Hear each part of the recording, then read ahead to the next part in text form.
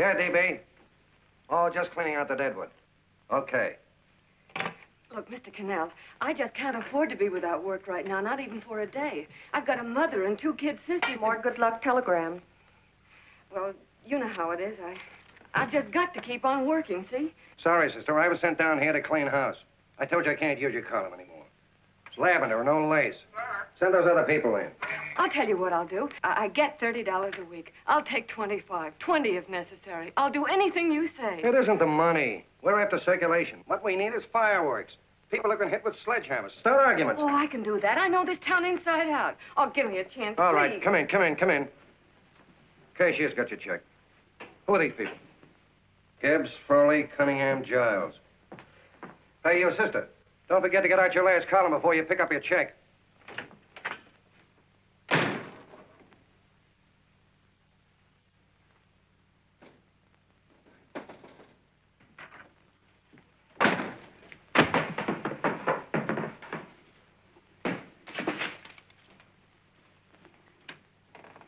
You're a couple of sticks shy in your column, man. Big rich slob like D.B. Norton buys a paper and 40 heads are chopped off. Did you get it, too? Yeah. You too? Oh, Joe. Oh, I'm sorry, darling.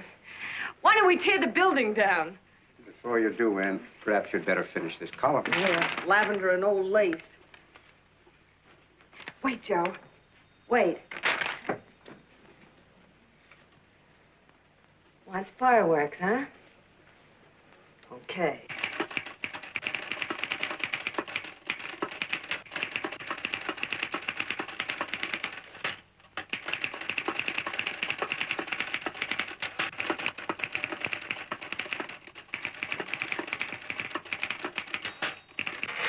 Here. Below is a letter which reached my desk this morning. It's a commentary on what we laughingly call a civilized world. Dear Miss Mitchell, 4 years ago, I was fired out of my job. Since then, I haven't been able to get another one.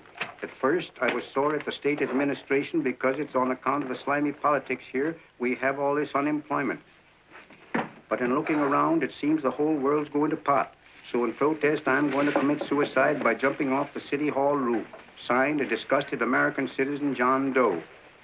Editor's note, if you ask this column, the wrong people are jumping off the roofs. Hey, Ann, this is the old Fakeroo, isn't it? Never mind that, Joe. Go ahead. Sorry.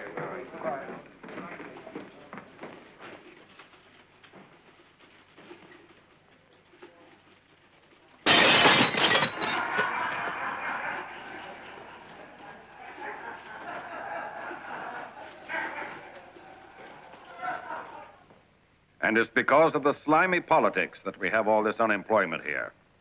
There it is. That's D.B. Norton's opening attack on the governor. Why, Jim, it's just a letter sent into a column. No, I can smell it. That's Norton. Good morning, gentlemen. Good morning, Governor. Morning, Governor. You're rather early. Governor, did you happen to see this in a new bulletin? Yes. I had it served with my breakfast this morning. Jim thinks it's D.B. Norton at work. Of course it is. Oh, come, Jim. That little item, D.B. Norton does things in a much bigger way. This is his opening attack on you, Governor. Take my word for it. What did he buy a paper for? Why did he engage a high-pressure editor like Cannell for? He's in the oil business. I tell you, Governor, he's after your scalp. All right, Jim, all right. Don't burst a blood vessel. I'll look into it. You get me Spencer of the Daily Chronicle, please? Yes, I saw it, Governor. If you ask me, that's a phony letter. Why, that gag has got whiskers on it. Okay, I'll get the mayor and maybe the Chamber of Commerce to go after them. Get Mayor Lovett on the phone. Sorry, the mayor's busy on the other phone. Yes, I know, Mrs. Brewster. It's a terrible reflection on our city. I've had a dozen calls already. Spencer of the Chronicle. Hold him. Just a minute. Yes, Mrs. Brewster. I'm listening. I insist that this John Doe man be found and given a job at once. Now, if something isn't done about it, I'll call out the whole auxiliary. Yes, and the junior auxiliary, too. We'll hold a meeting and see that it is... Yes, Spencer? Who? The governor? Well, what about me? It's my building he's jumping off of, and I'm up for re-election, too. What are you doing? Get Cannell at the bulletin. Why, he's liable to go right past my window. Get me Cannell. What was that? What? Out the window. Something just flew by. I didn't see anything. Well, don't stand there, you idiot. Go and look. Open the window. Oh, why did he have to pick on my building? Is there a crowd in the street? No, sir. Then maybe he's caught on a ledge. Look again. I think it must have been a seagull. A seagull? What's a seagull doing around the city hall? That's a bad omen, isn't it? Oh, no, sir. The seagull is a lovely bird. It's all right, Mrs. Brewster. It was just a seagull. Can I help? Nothing's happened yet. No, I'm watching. Don't worry, Mrs. Brewster. Just leave it all to me. Spencer, I'll call you back. Hello, Canell? What are you doing? This is the mayor. Yes, Mayor Lovett. How many times are you going to call me? I've got everybody and his brother and sister out looking for him. Did you see the box I'm running? An appeal to John Doe. Think it over, John. Life can be beautiful, says Mayor. If you need a job, apply to the editor of this paper and so forth and so forth. Okay, Mayor, I'll let you know as soon as I have something. What? Well, pull down the blinds. Went up to Miss Mitchell's house, boss. Boy, she's in a bad way. Where is she? Hey, do you know something? She supports a mother and 2 kids. What do you know about that? Did you find her? No. Her mother's awful worried about her. When she left the house, she said she was going on a roaring drunk. The girl, I mean. Go out and find her. Sure.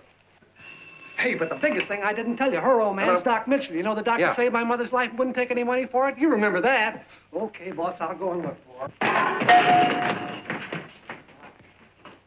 Holy smokes, Commissioner, you've had 24 hours. Okay, Hawkshaw, grab a pencil. Here it is again. About 5'5", brown eyes, light chestnut hair, and as fine a pair of legs as ever walked into this office. Did you want to see me? No. I've had the whole Army and Navy out searching for you because that's a game we play here every day. I remember distinctly being fired. That's right. But you have a piece of property that still belongs to this newspaper, and I'd like to have it. What's that? The letter. What letter? The letter from John Doe. Oh, The whole town's in an uproar. We've got to find him, and the letter's the only clue. there is no letter. We'll get a handwriting expert to... What? There is no letter. Say that again. There's no letter. I made it up. You made it up. Mm-hmm. You said you wanted fireworks. Don't you know there are 9 jobs waiting for this guy? 22 families want to board him free. 5 women want to marry him, and the mayor's practically ready to adopt him, and you... Just call the morgue, boss. He said there's a girl there. Shut up. Ann, say, why didn't you... Beatty. Only one thing to do, Hank. Drop the whole business quickly. How? Run a story. Say John Doe was in here and is sorry he wrote the letter and... That's right. They've got it, sure. He came in here, and I made him change his mind. Bulletin editor saves John Doe's life. Well, it's perfect. I'll have Ned write it up. Oh, Ned, I got a story I want you to... Wait a minute. Listen, you great, big, wonderful genius of a newspaper man. You came down here to shoot some life into this dying paper, didn't you? Well, the whole town's curious about John Doe, and boom, just like that, you're going to bury him. There's enough circulation in that man to start a shortage in the ink market. And what man? John Doe. What John Doe? John Doe, the one I made up. Look, genius, now look. Suppose there was a John Doe and he walked into this office. What would you do? Find him a job and forget about the whole business, I suppose, huh? Not me.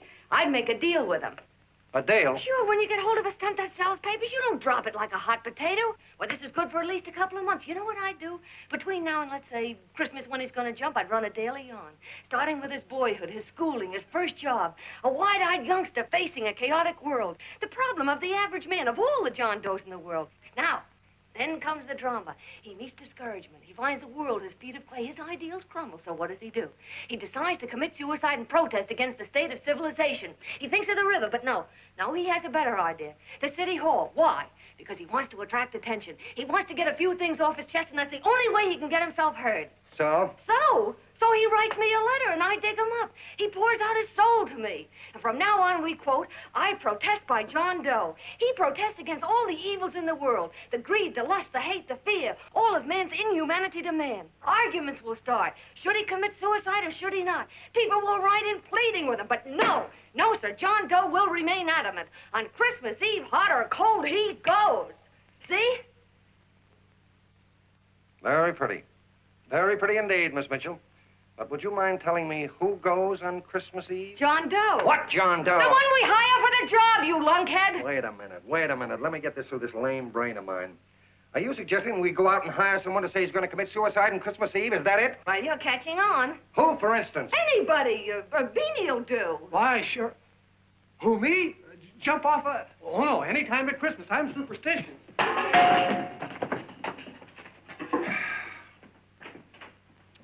Miss Bishop, do me a favor. Will you go on out and get married and have a lot of babies, but Stay out of newspaper business. Better get that story in, Hank. It's getting late. You're supposed to be a smart guy. If it was raining $100 bills, you'd be out looking for a dime you lost someplace. Holy smokes, wasting my time listening to this mad woman. Look, Chief, look at the Chronicle. It's running on John Doe. They say it's a fake. Why, the no good the John Doe story, amateur journalism.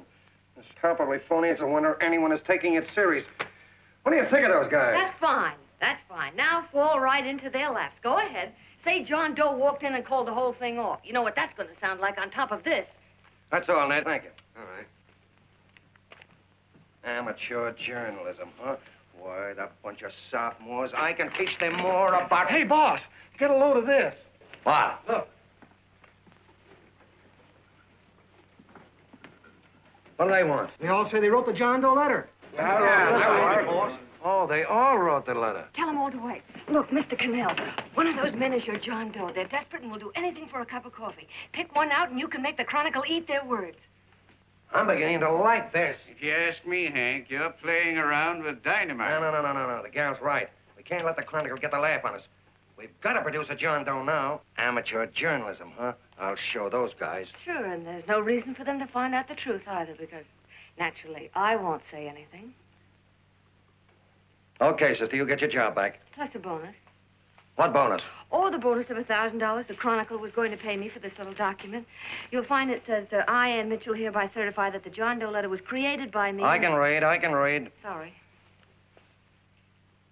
You think this is worth $1,000, do you? Oh, the Chronicle will consider it dirt cheap. Packs everything, including a gun. Okay, sister, you got yourself a deal. Now let's take a look at the candidates. The one we pick has got to be the typical average man. Typical American that can keep his mouth shut. Show me an American who can keep his mouth shut and I'll eat him. Okay, Beanie, bring him in one at a time.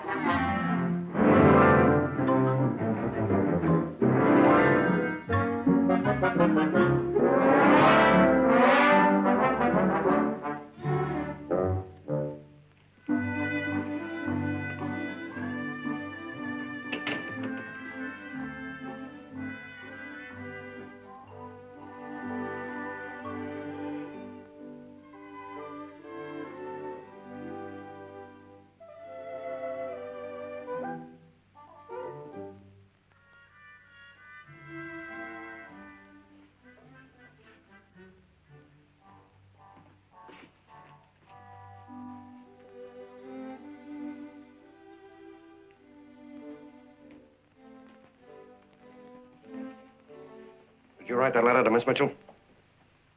No, I didn't. What are you doing up here, then? Well, the paper says there were some jobs around loose. Thought there might be one left over. Had any schooling? Yeah, a little. What do you do when you work? I used to pitch. Baseball? Yeah, till the wing went bad. Where'd you play? Bush leagues, mostly. How about family? Got any family? No. Oh, just traveling through, huh? Yeah. Me and a friend of mine. He's outside.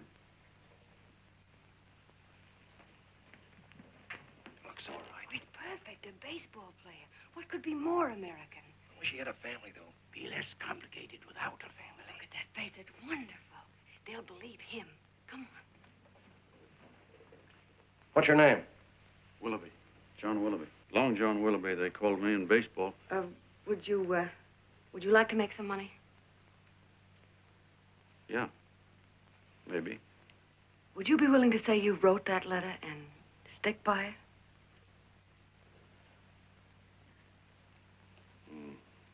I get the idea. Yeah. Maybe. That's our man. He's made to order. I don't know. He don't seem like the kind of a guy that'd fall in When line. you're desperate for money, you do a lot of things, Mr. Cannell. He's our man, I tell you. He's fainted. Come on, Get the water quickly. Hurry up, Pop. Oh, Right here, sit down. you all right? Yeah, I'm all right. How many is that? 6?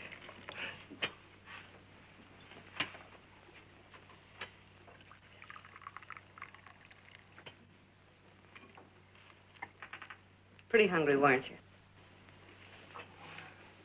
All this John Doe business is batty, if you ask me. Well, nobody asked you. Trying to improve the world by jumping off buildings. You couldn't improve the world if the buildings jumped on you. Don't mind the colonel. He hates people. He likes you well enough to stick around. Well, that's because we both play doohickeys. I met him in a boxcar a couple of years ago. I was fooling around with my harmonica, and he comes over and joins in. I haven't been able to shake him since.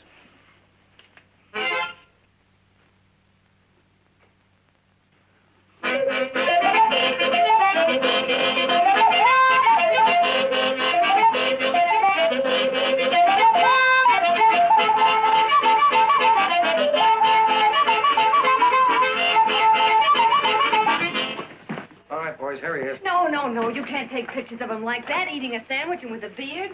But he's going to jump off a building. Yes, but not because he's out of a job. That's not news. This man's going to jump as a matter of principle. Well, maybe you're right. We'll clean him up and put him in a hotel room under bodyguards. We'll make a mystery out of him. Did you speak to Mr. Norton? Thinks it's terrific. Says for us to go the limit. Wants us to build a bonfire under every big shot in the state. Oh, swell. Is that the contract? Yeah. What's he doing here? Friend of his. They play duets together. Duets? But can we trust him? Oh. I trust him. Oh, you trust him. Well, that's fine. I suppose he trusts you, too. Oh, stop worrying. He's all right. Okay, but we don't want more than a couple of hundred people in on this thing.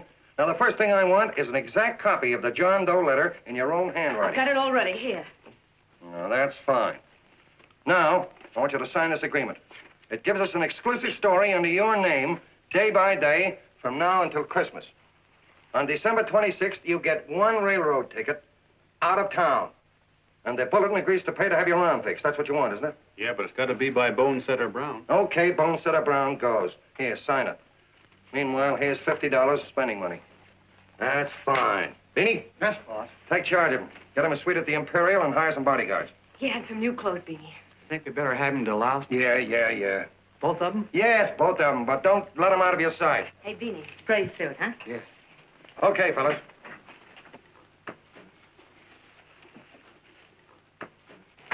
Take it easy, John Doe. And you start pounding that typewriter. Oh, boy, this is terrific. No responsibilities on our part, just statements from John Doe, and we can blast our heads off. Before you pop too many buttons, don't forget to make out that check for $1,000. Okay, fellas, now, let me see. You sit outside the door. Nobody comes in, see? You two fellas sit in here. Hey, pretty nifty, huh?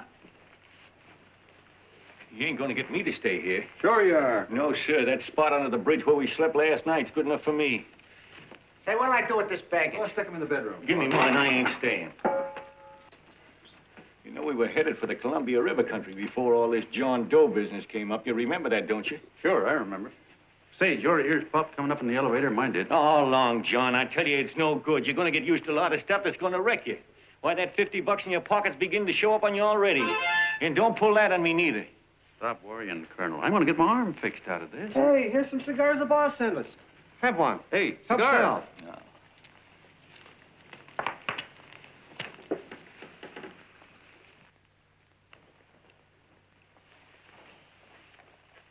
Say, I'll bet you even the major leaguers don't rate an outfit like this. Here, make yourself comfortable. Paper? I don't read no papers, and I don't listen to radios either. I know the world's been shaped by a drunken barber, and I don't have to read it. I've seen guys like you go under before. Guys that never had a worry. Then they got a hold of some dough and went goofy. The first thing that happens Hey, to did a you guy... get a load of the bedroom? No. The first thing that happens to a guy like that, he starts wanting to go into restaurants and sit down at a table and eat salads and cupcakes and tea. Boy, what that kind of food does to your system.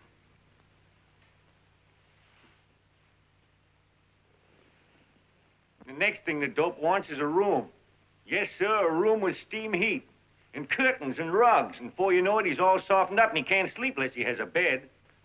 Hey, stop worrying, Colonel. $50 ain't going to ruin me. I've seen plenty of fellas start out with $50 and wind up with a bank account. Hey, what's the matter with the bank account, anyway? And let me tell you, Long John, when you become a guy with a bank account, they got you.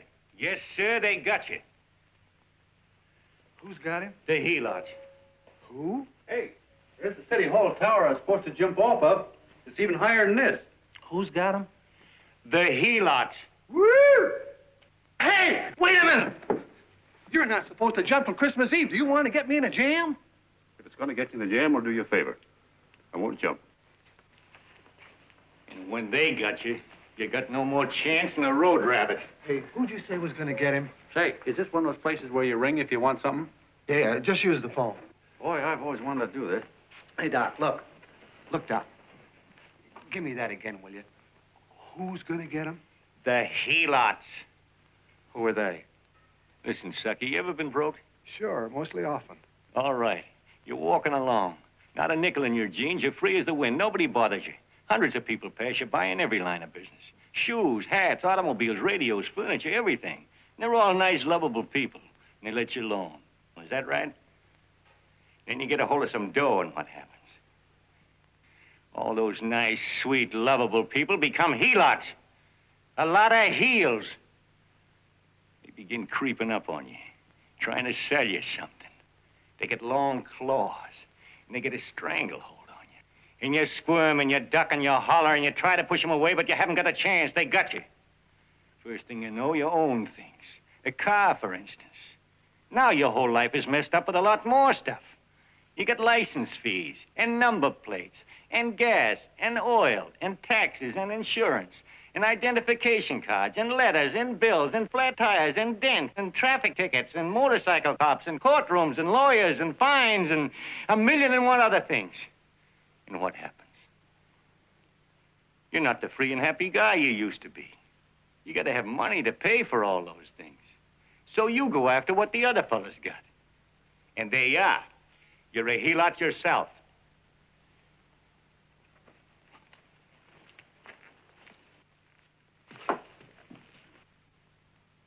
You win, Colonel. Here, take the 50.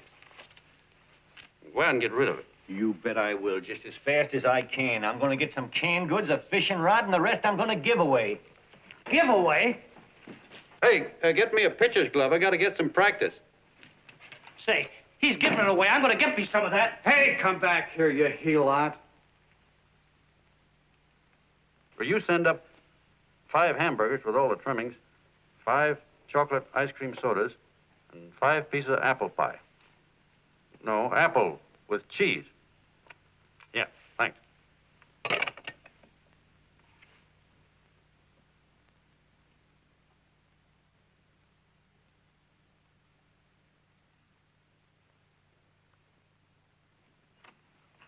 Hello there. Well, well. If it isn't the man about town. All set, Miss Ann. Oh, yes. Let's go. Let's see, we want some action in these pictures. Action? Mm-hmm.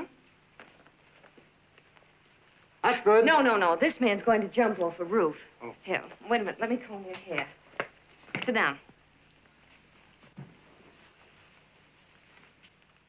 Yeah, that's better.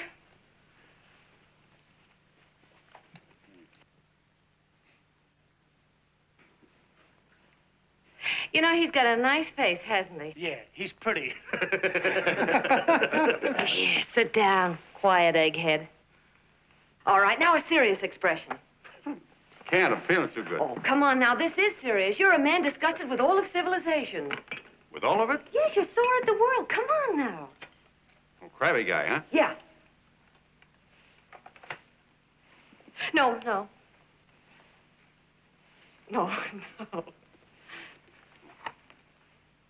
No, look.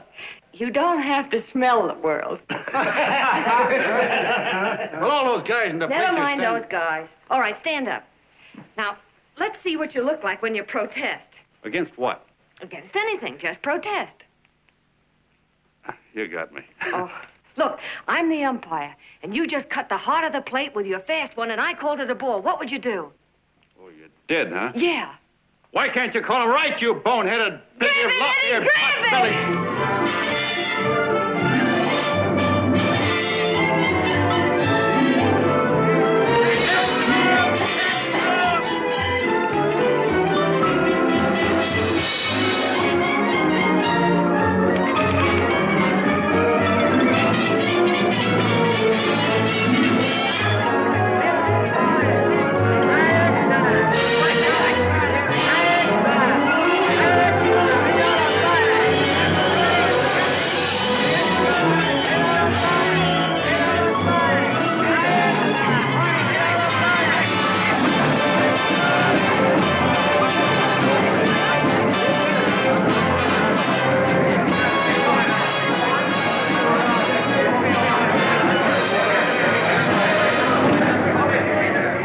I don't care whose picture they're publishing. I still say that this John Doe person is a myth, and you can quote me on that. And I'm going to insist on his being produced for questioning. You know as well as I do that this whole thing is being engineered by a vicious man with a vicious purpose, Mr. D.B. Norton.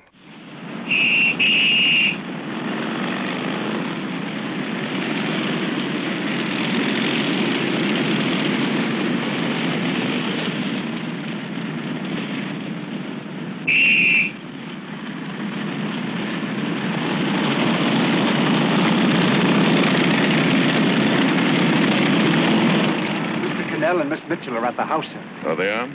All right. Come on. Personally, I think it's just plain stupidity to drop it. Now, you should see his fan mail, thousands. Why, it's going over like a house afire. What are you afraid of, Canelo? It's doubled our circulation. Yeah, but it's got everybody sore. Ads are being pulled. The governor's starting a libel suit. What's more, they all know John Doe's a phony, and they insist on seeing Well, what about it? Let them see him. We'll go on one better. They can also hear him. You own a radio station, Mr. Norton. Why not put him on the air? Watch out for this dame, DB. She'll drive you batty. Oh, Look, we can't let him get to this Bush League pitcher and start pumping him. Good night. Now, tell him what that screwball might do. I walked in yesterday. Here he is, standing on a table with a fishing pole, fly casting. Take my advice and get him out of town before this thing explodes in our faces. If you do, Mr. Norton, you're just as much of a dumb cluck as he is. Excuse me. No, you got yourself a meal ticket and you hate to Sure, let go. it's a meal ticket for me, I admit it, but it's also a windfall for somebody like Mr. Norton who's trying to crash national politics. That's what you bought the newspaper for, isn't it? You want to reach a lot of people, don't you? Well, put John Doe in the air and you can reach 130 million of them. He can say anything he wants and they'll listen to him. All right, we'll forget the governor and the mayor and all the small fry like that. This can arouse national interest. If he made a hit around here, he can do it every place else in the country. And you'll be pulling the strings, Mr. Norton. Go down to the office and arrange for some radio time. What, DB, you're not going I to want it fall. as soon as possible. Okay. I just came in to get warm myself. Come on, let's go. Don't you go. I want to talk to you.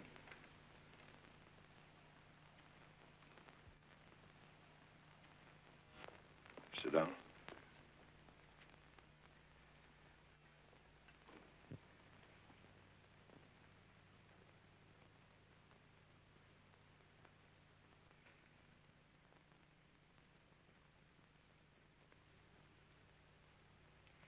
Hey, this John Doe idea was yours, huh? Yes, sir.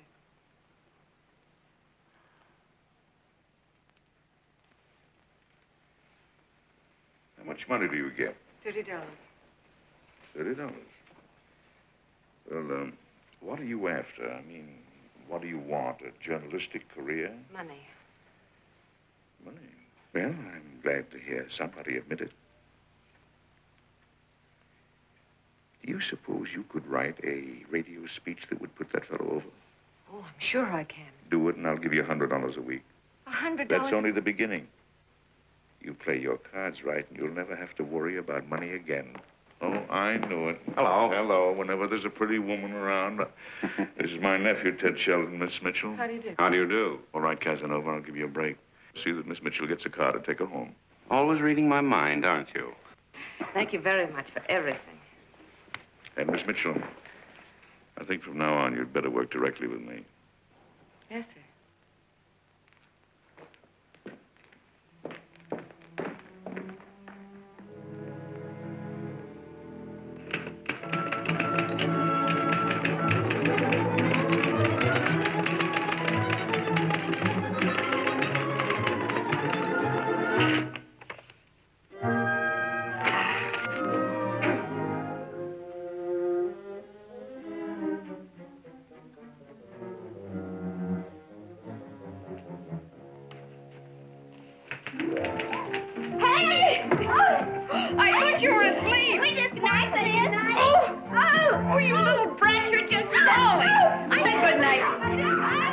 Come, children.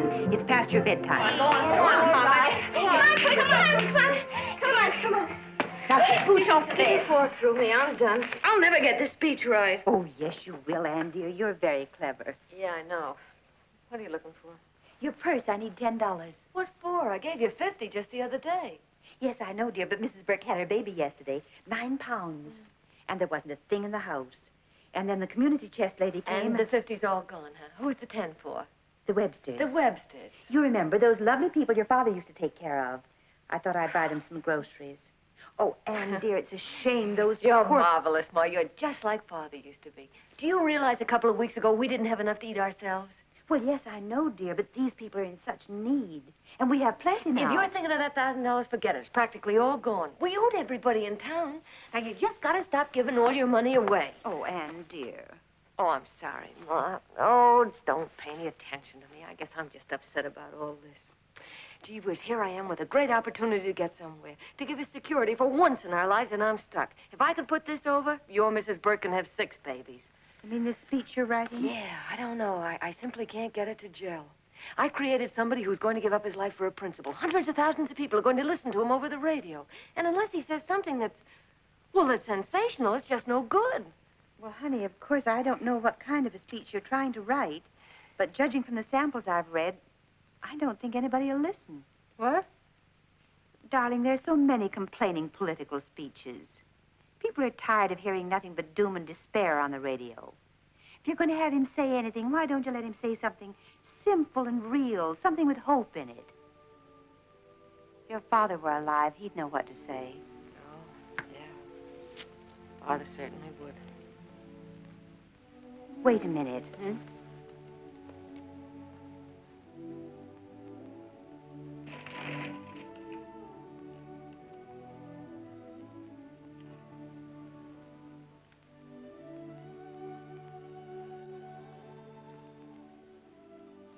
That's your father's diary, Anne. Father's... I never knew he had a diary. There's enough in it for 100 speeches. Things people ought to hear nowadays. You be careful of it, won't you, dear? It's always helped to keep your father alive for me. You bet I will, Ma. Wait a minute. John Doe don't want to sign no autographs. Well, what does he do all day? What does he do all day? He's writing out his memories. Sorry, lady, you can't see Mr. Doe. He wants to be alone. No, he just sits around all day and commutes with himself.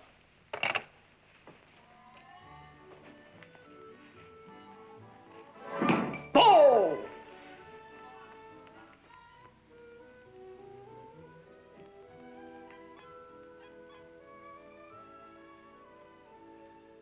I don't know how you're going to stand it around here till after Christmas. I'll bet you ain't heard a train whistle in 2 weeks.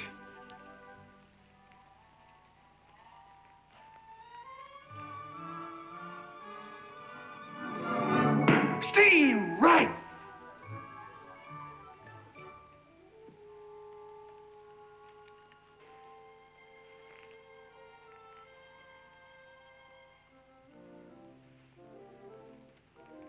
I know why you're hanging around.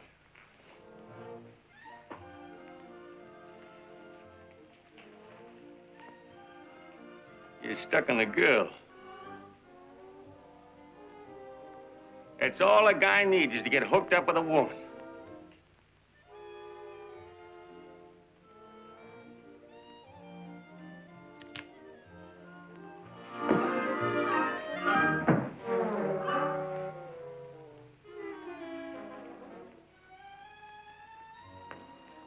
What was that, a single?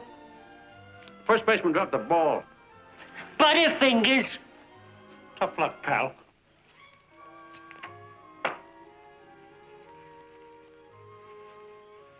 Guy has a woman on his hand. First thing he knows, his life is balled up with a lot more things.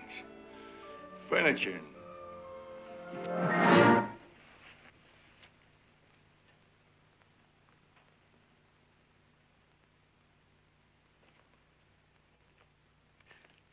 Did you get him?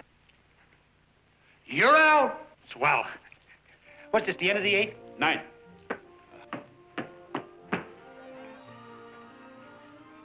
Hey, Beanie, there's a couple of mugs from the Chronicle snooping around out here. Huh?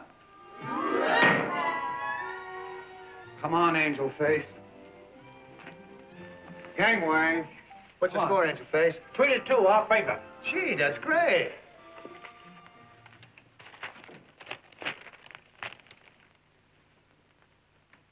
Hey, you got swell form there. Must have been a pretty good pitcher.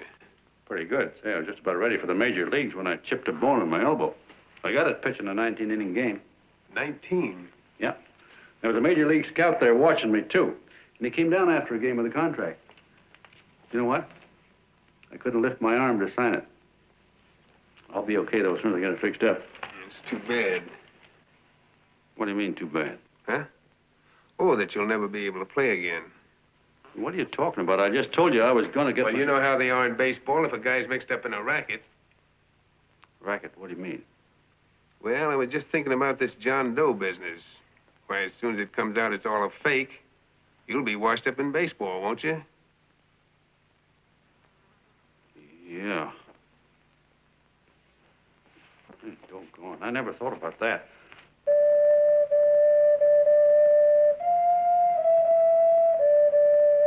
Gosh.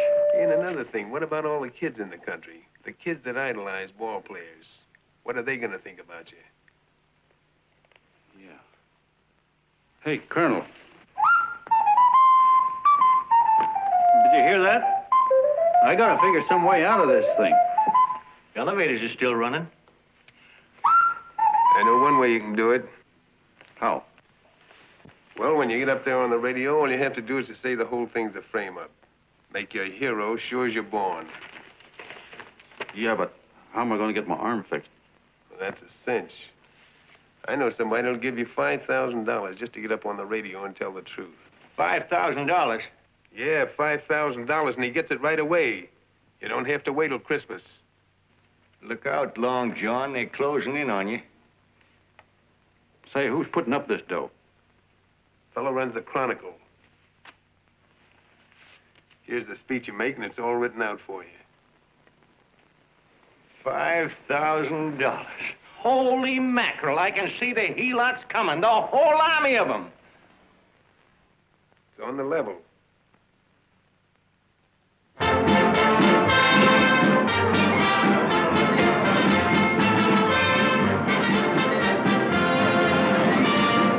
No, I'm sorry. Tickets for the broadcast are all gone.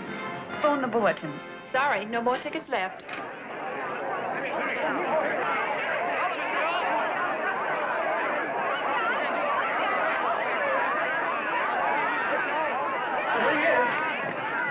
Hello, John. All set for the big night? Swell. Turn around. One moment. Now stand still. Hold it, Mr. Doe. Hold it. Big smile, Mr. Doe. Okay, Jeannie, that's all. Take him out. Now, look, John, here's the speech. It's in caps and double spaced. You won't have any trouble reading it. Not nervous, are you? No. Of course not. He wouldn't be. Who? John Doe, the one in there. Hey, don't let your knees rattle. It picks up on the mic. Oh, Beanie, you needn't be nervous, John. All you have to remember is to be sincere. Pick up that phone, Miss Mitchell. It's for you. Okay. Hello? Yes, Mother.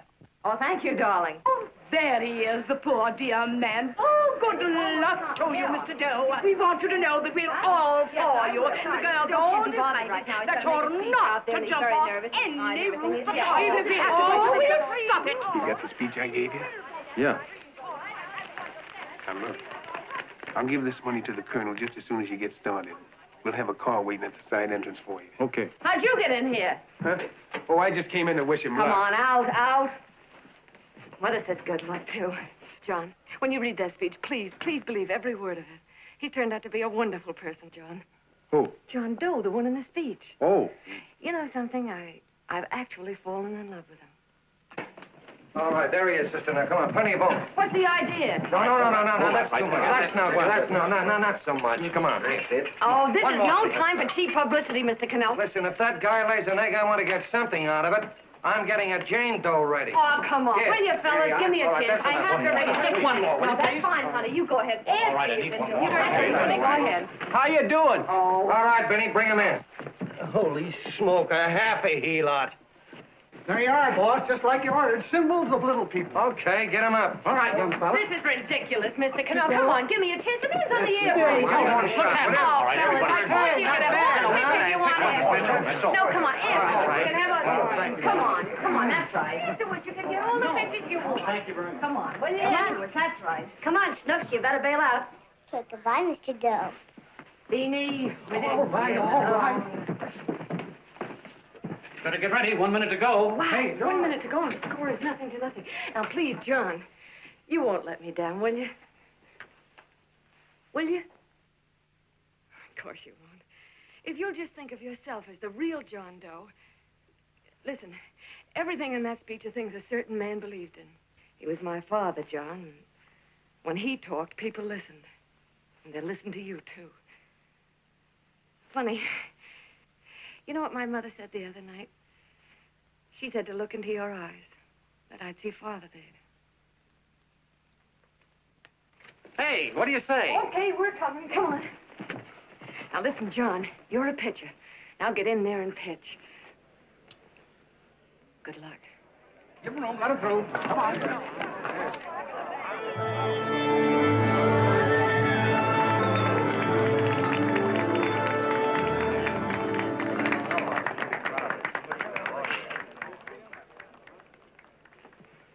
Hey, let's get out of here. There's the door right there. Hey, what are you doing here? That's what I'd like to know. Come on, out. Hey, he's a friend of mine. Never mind, let him alone. He's all right. I'll be right over there pulling for you. No, John, over here.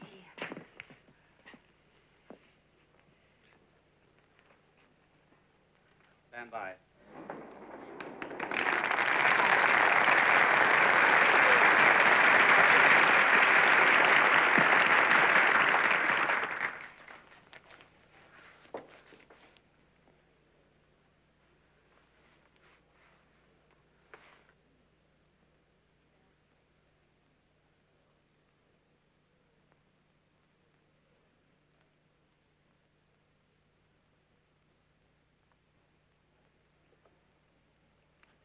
Phone the Chronicle. Tell them to start getting those extras out.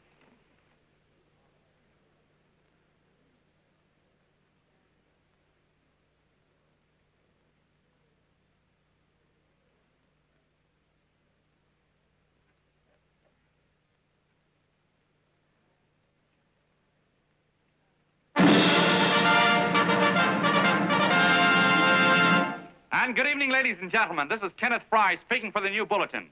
Tonight we give you something entirely new and different. Standing beside me is the young man who has declared publicly that on Christmas Eve he intends to commit suicide, giving as his reason, quote, "I protest against the state of civilization," end quote. Ladies and gentlemen, the New Bulletin takes pleasure in presenting the man who is fast becoming the most talked of person in the whole country, John Doe.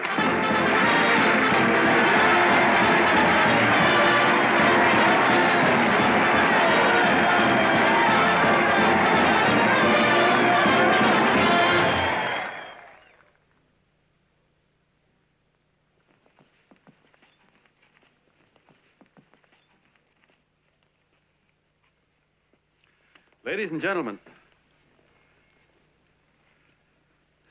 I am the man you all know as John Doe. I took that name because it seems to describe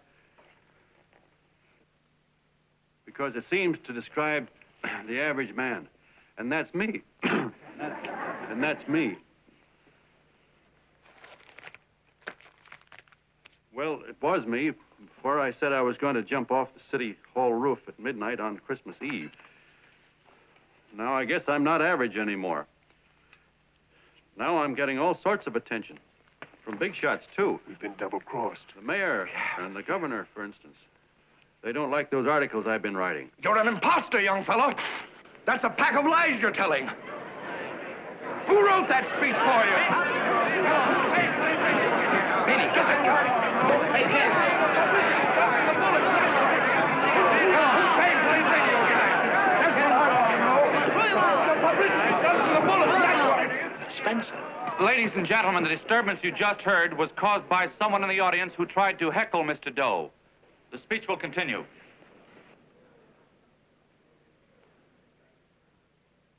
Well, people like the governor and that fella there can stop worrying.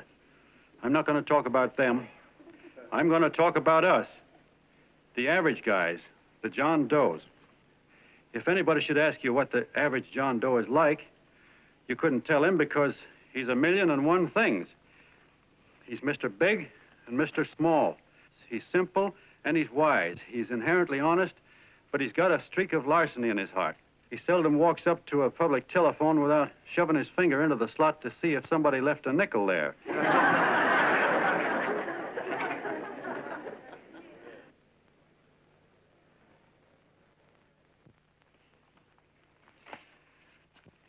He's the man the ads are written for. He's the feller everybody sells things to. He's Joe Doe, the world's greatest stooge and the world's greatest strength.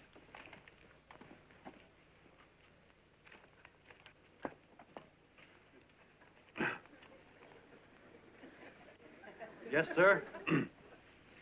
Yes, sir, we're a great family, the John Does. We are the meek who are supposed to inherit the earth. You'll find us everywhere. We raise the crops, we dig the mines, work the factories, keep the books, fly the planes, and drive the buses. And when a cop yells, "Stand back there, you," he means us, the John Does. What kind of a speech is that? Didn't you read it? We've existed since time began. We built the pyramids. We saw Christ crucified, pulled the oars for Roman emperors, sailed the boats for Columbus, retreated from Moscow with Napoleon, and froze with Washington at Valley Forge. Yes, sir. We've been in there dodging left hooks since before history began to walk. In our struggle for freedom, we've hit the canvas many a time, but we always bounce back because we're the people, and we're tough.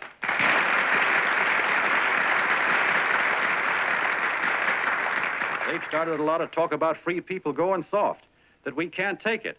That's a lot of hooey. A free people can beat the world at anything, from war to tiddlywinks, if we all pull in the same direction.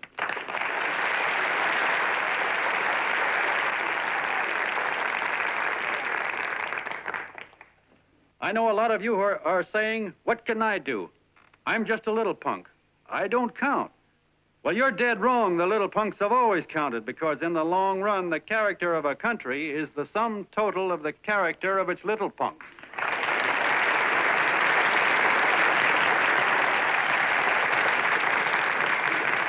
But we've all got to get in there and pitch. We can't win the old ball game unless we have teamwork. And that's where every John Doe comes in. It's up to him to get together with his teammate. And your teammate, my friends, is the guy next door to you. Your neighbor. He's a terribly important guy, that guy next door. You're going to need him, and he's going to need you, so look him up. If he's sick, call on him. If he's hungry, feed him. If he's out of a job, find him one. To most of you, your neighbor is a stranger, a guy with a barking dog and a high fence around him. Now, you can't be a stranger to any guy that's on your own team. So tear down the fence that separates you. Tear down the fence, and you'll tear down a lot of hates and prejudices. Tear down all the fences in the country, and you'll really have teamwork.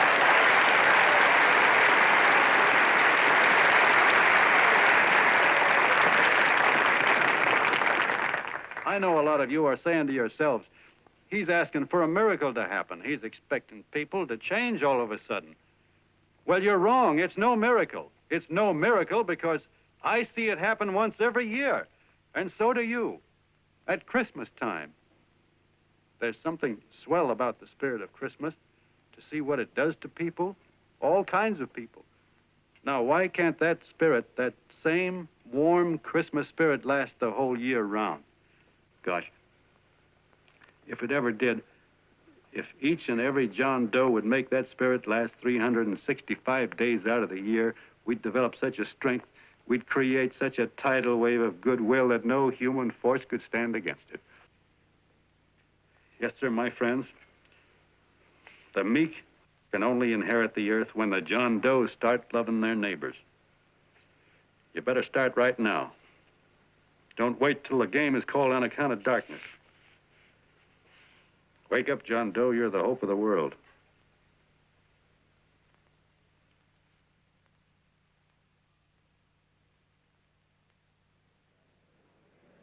John, you were wonderful.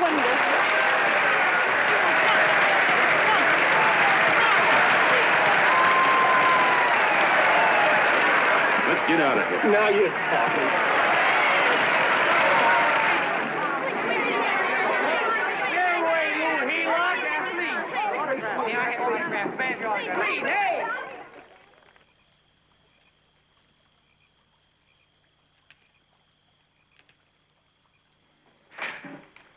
I knew you'd wake up sooner or later. Boy, am I glad we got out of that mess. I had the $5,000 sewed up. Could have been on my way to old Doc Brown. You're a pitcher, John, she says. Now, go in there and pitch. What a sucker. Yeah, she's a heel-lot just like the rest of us. Lucky you got away from her. What was I doing up there making a speech anyway? Me, huh? Geez, the more I think about it, the more I could... Tear down all the fences. Why, if you tore one picket off of your neighbor's fence, he'd sue you. $5,000 had it right in my hand. What do you mean he ran away? We'll go after him, find him. That man is terrific.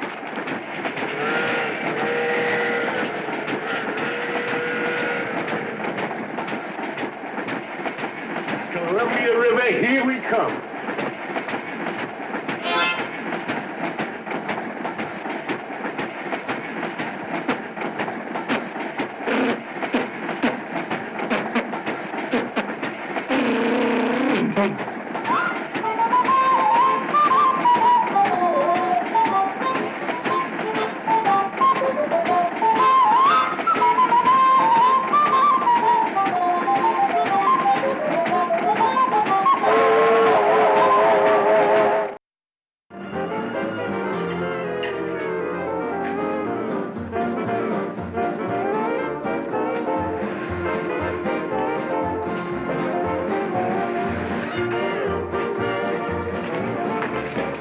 Jitterbugs.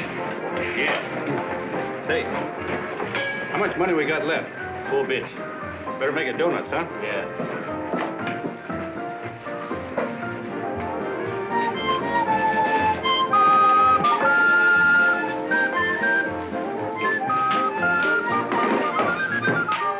What'll it be, gents?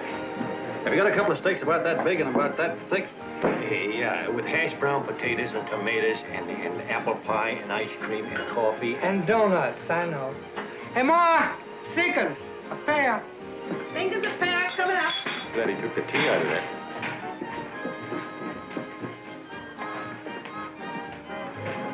Hey, look. Join the John Doe Club. John Doe Club?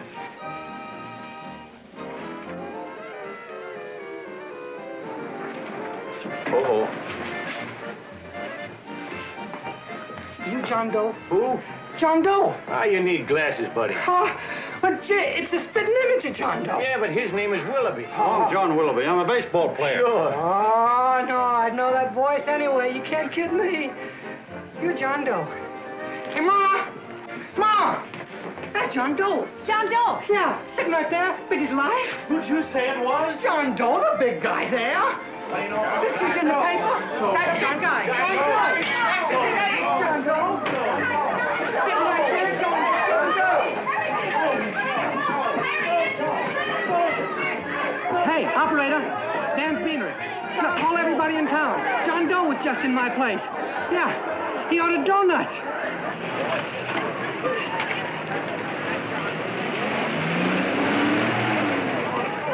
John Doe. Hey, let's see John Doe. Come on. I know you are. You're all named to see John Doe. We're all neighbors. But my office is packed like a sardine box. What does John Doe look like, Mr. Mayor? Oh, he's one of those great big outdoor type men. No, you can't see him. You didn't vote for me the last time. Shame on you. What are you doing there? Get off my front porch anyhow. Mr. Norton come yet? Oh, well, I wonder where he's at. What's keeping him? He should have been here 15 minutes ago. Oh, there he comes now.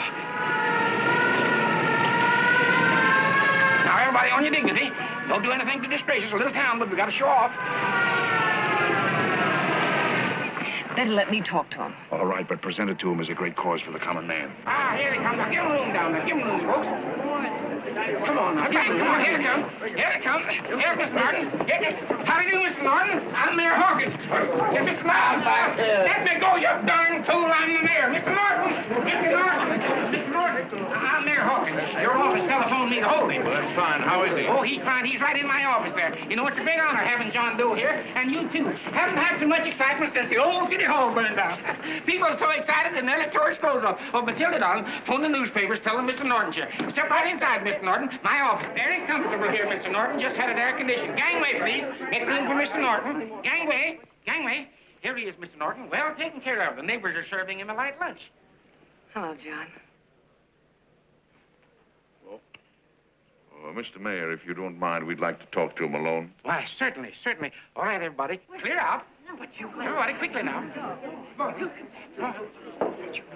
Come on. That's it. All right.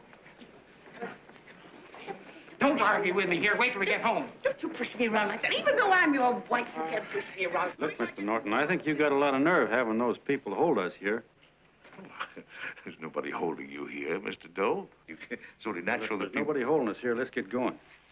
Incidentally, my name isn't Doe. It's Willoughby. Look, John, something terribly important's happened. They're forming John Doe clubs. We know of 8 already, and they say that there's John good... Doe clubs? What for? To carry out the principles you talked about in your radio speech. I don't care what they're forming. I'm on my way, and I don't like the idea of being stopped either. Oh, but you don't know how big this thing is. You should see the thousands of telegrams we've received and what they're saying about you. Look, it started as a circulation stunt, didn't it?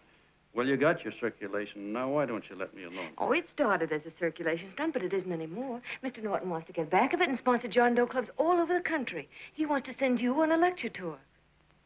Me? Uh-huh. Well, certainly, with your ability to influence people, it might grow into a glorious movement. Say, let's get something straight here. I don't want any part of this thing. If you got an idea I'm going around lecturing to people, why, you're crazy. Baseball's my racket, and I'm sticking to it. Come on, Colonel, let's get out of here. John, please, please. I just got rid of one crowd. But please, Mr. Mayor, tell him the John Doe Club wants to talk to him. Let them in, Mr. Mayor. Let them come in. Okay, folks, but remember your manners. No stampeding. Walk slow, like you do when you come to pay your taxes.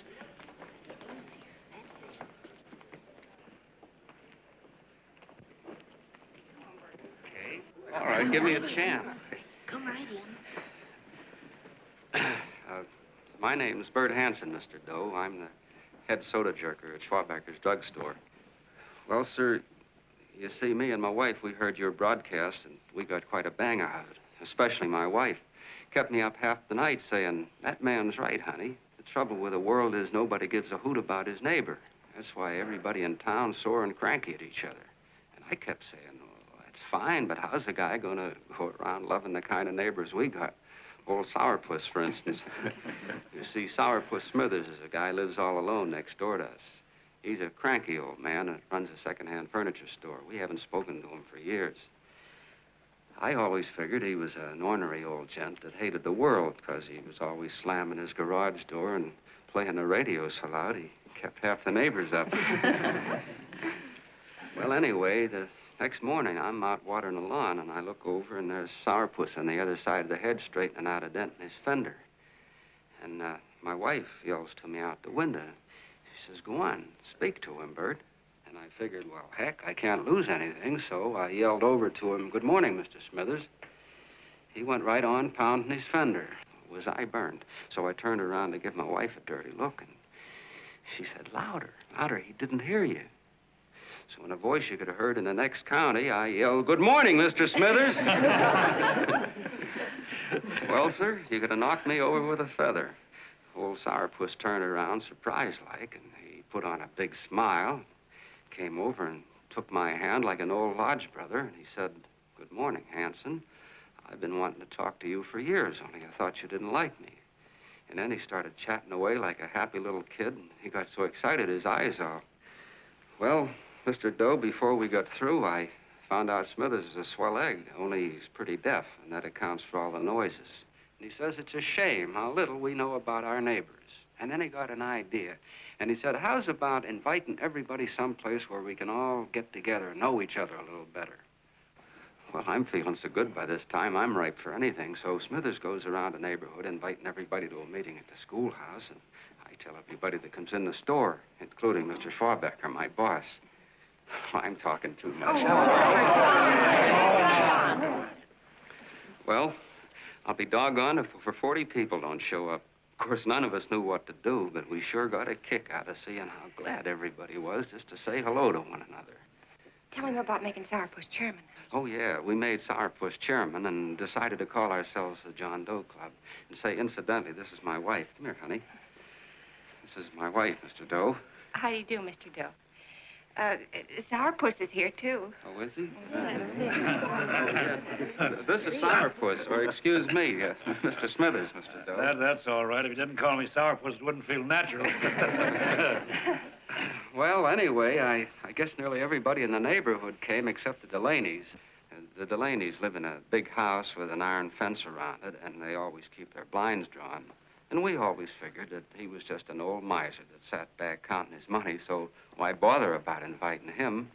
Until Grimes, the milkman, spoke up and he said, say, you've got the Delaney's all wrong. And then he tells us about how they canceled their milk last week and how when he found a note in the bottle, he got kind of curious-like and he sort of peeked in under the blinds and found the house was empty. If you ask me, he says, they're starving. Old man Delaney has been bringing his furniture over to my place at night, one piece at a time, and selling it. Yeah. And, well, sir, a half dozen of us ran over there to fetch him, and we brought him to the meeting. And what a reception they got. Why, everybody shook hands with him and made a fuss over them, and, well, finally, Mr. and Mrs. Delaney just sat right down and cried. And then we started to find out about a lot of other people. Yeah, sure. Well, you know Grubel, for instance. Grubel's here.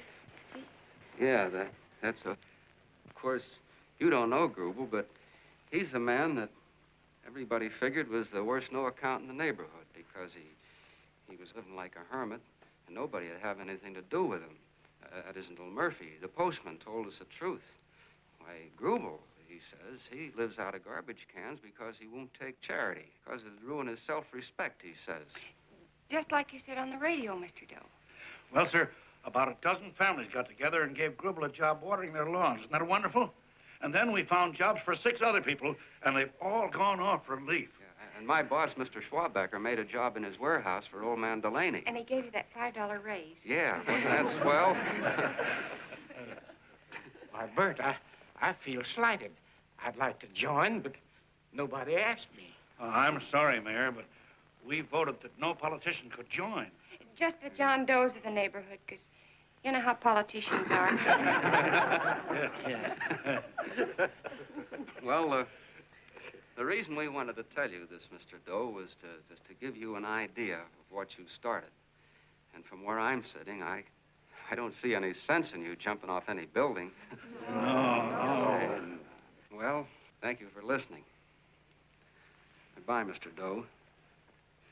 You're a wonderful man, and it strikes me you can be mighty useful walking around for a while. Hey, goodbye, Mr. Doe. Goodbye, Mr. Doe.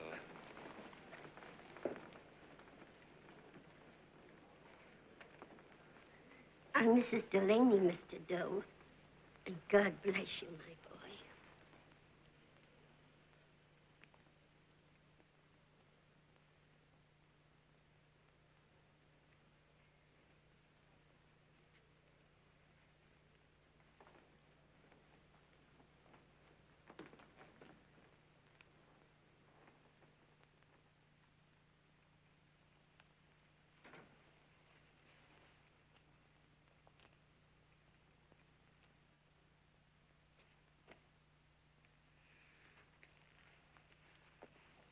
Gee whiz, I'm all mixed up.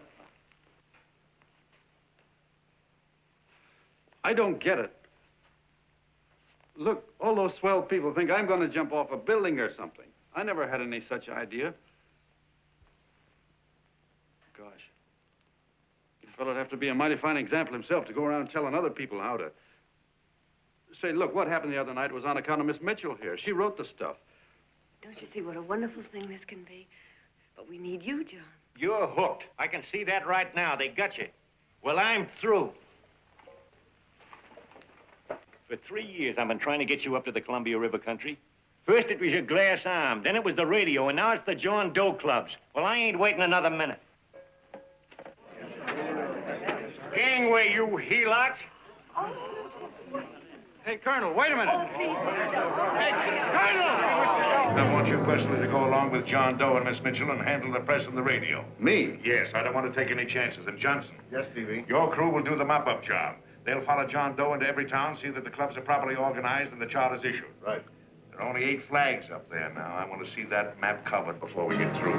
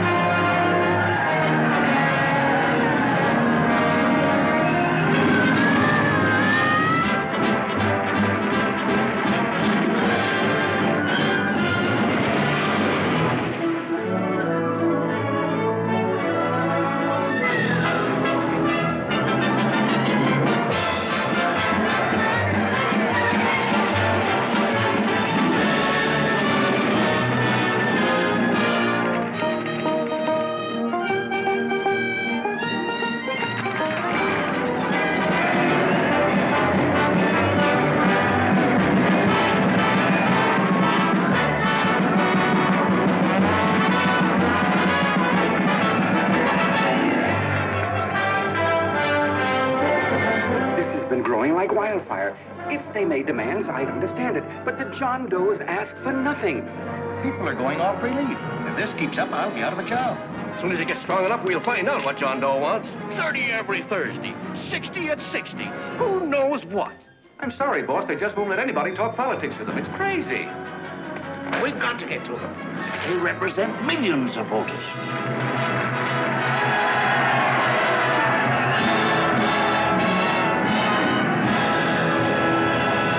I tell you, ladies and gentlemen, this thing has been nothing short of a prairie fire. We've received so many applications for charters to the John Doe clubs, we haven't been able to take care of them. I'd hate to have that many pins stuck in me. This John Doe convention is a natural. It's going to put our city on the map. Why, over 2,400 John Doe clubs are sending delegates. Can you imagine that? You, Mr. Mayor, will be the official host. You will make the arrangements for decorating the city, parades, and a reception for John Doe when he gets home. And don't wear your high hat. No high hat? No high hat. And from you, Cannell, I want a special John Doe edition every day until the convention is over. And now, if you will, please step into the outer office and look your prettiest because there are photographers there to take pictures of this committee. Don't worry, D.B. Everything will be taken care of. Isn't it all too wonderful? Gather down here in a nice group, and I'll get a nice picture of you. Oh, Mr. Mayor, would you step down in front row, please? You ladies get close to him. That's it. Well, I don't get it. Get what? Look, D.B., I'm supposed to know my way around. This John Doe movement has cost you a fortune. Now, this convention is going to cost plenty. Well? Well, I'm stuck with 2 and 2, and I'm a sucker if I can make 4 out of it. Where do you come in? I'll have the satisfaction of knowing that my money has been spent for a worthy cause. I see. I better stick to running the paper, huh? I think maybe you better had. Cannell, I'd like to have the John Doe contract, all the receipts for the money we advanced him, and the letter Miss Mitchell wrote, for which I gave her $1,000. Yes, sure. Well, we leave for the airport. Half an hour. Is that Johnny boy's room? Better hustle him up. He'll be ready on time. He's packing. Ah, good. Did you see his picture on the cover of Time? Yeah. I gotta give you credit, Annie girl. I've handled a good many big promotions in my time. Everything from a World's Fair to a channel swimmer. But this one has certainly got me spinning. And now a John Doe convention. Wow. Say, if you could only get him to jump off the City Hall roof on Christmas Eve, I'd guarantee you 500,000 people there. Charlie. Huh? What do you make of him? Oh, Johnny boy?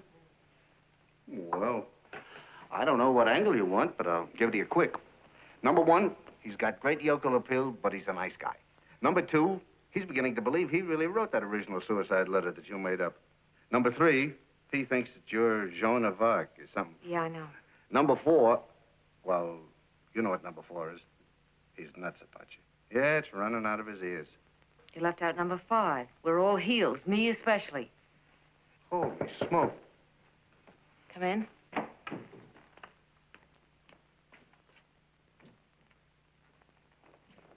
I'm all packed. Good. I'll go and get Beanie Boy. Okay, Charlie boy.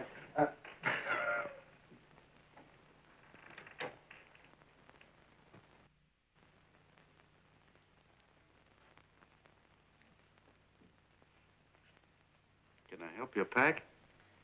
No, thank you.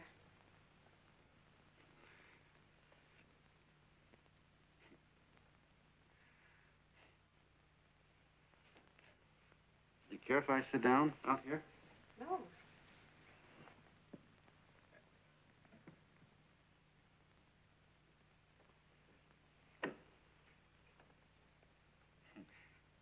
You know, I had a crazy dream last night. It was about you.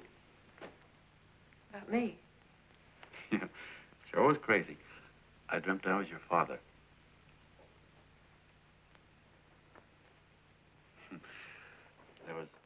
There was something I was trying to stop you from doing. So I got up out of bed, and I walked right through the wall here, right straight into your room. You know how dreams are. And there you were in bed. But you're a little girl, you know, about 10. And very pretty, too. So I shook you, and the moment you opened your eyes, you hopped out of bed and started running like the devil in your nightgown. You ran right out the window there, and you ran out over the tops of buildings and roofs and everything for miles. And I was chasing you. And all the time you were running, you kept growing bigger and bigger and bigger, and pretty soon you were as big as you are now, you know, grown up. And all the time I kept asking myself, what am I chasing her for? And I didn't know. Isn't that a hot one? Well, anyway, you ran into some place, and then I ran in after you, and when I got there you were getting married. And the nightgown had changed into a beautiful wedding gown. You sure look pretty, too. And then I knew what it was I was trying to stop you from doing. Dreams are sure crazy, aren't they? Well, would you like to know who it was you were marrying? Oh, a tall, handsome Hugh Bangy, I suppose. No, not that bad. It was that fellow that sends you flowers every day. Yeah, what's his name? Mr. Norton's nephew? Ted Sheldon. Yeah, that's the one. But here's the funniest part of it all. I was the fella up there doing the marrying, you know, the justice of peace or something. You were? I thought you were chasing me. Well, yes, I was, but I was your father then, you see. But the real me, John Doe, or that is, Long John Willoughby, I was the fella up there with the book. You know what I mean? I guess so. Then what happened? Well, I took you across my knee and I started spanking you. That is, I didn't do it. I mean, I did do it, but it wasn't me, you see. I was your father then. Well, I held you across my knee and I said, Annie, I won't allow you to marry a man that's just rich or that has his secretary send you flowers. The man you marry has got to swim rivers for you. He's got to climb high mountains for you. He's got to slay dragons for you. He's got to perform wonderful deeds for you. Yes, sir. And all the time, the guy up there, you know, with the book, me, just stood there nodding his head. And he said, go to it, Pop. Whack her one from me, because that's just the way I feel about it, too. So he said, come on down here and whack her yourself. So I came down and I whacked you a good one, see? And he whacked you. And I whacked you another one. We both started whacking you like... Well, if you're through whacking her, come on, let's get going. Okay, fellas, right in here. You go out the side entrance. There's a bunch of autograph seekers out front. We'll be down with the bags in a minute. Come on, don't make a government project out of this. Hi, Benny. When's our plane take off again? Couple of minutes. How many people do you think we've talked to already, outside the radio, I mean? Oh, I don't know. About 300,000. 300,000. What makes them do it, Ann? What makes them come and listen and get up their John Doe clubs the way they do? I've been trying to figure it out. Look, John, what we're handing them are platitudes. Things they've heard 1,000,000 times. Love thy neighbor, clouds have silver linings, turn the other cheek. It's just a... Yeah, I heard them 1,000,000 times, too, but there you are. Maybe they're like me, just beginning to get an idea what those things mean. You know, I never thought much about people before. They were always just somebody to fill up the bleachers. And the only time I worried about them is when they didn't come in to see me pitch. You know, lately I've been watching them when I talk to them. I could see something in their faces. I could feel that they were hungry for something. You know what I mean? Maybe that's why they came. Maybe they're just lonely and wanted somebody to say hello to. I know how they feel. I've been lonely and hungry for something practically all my life.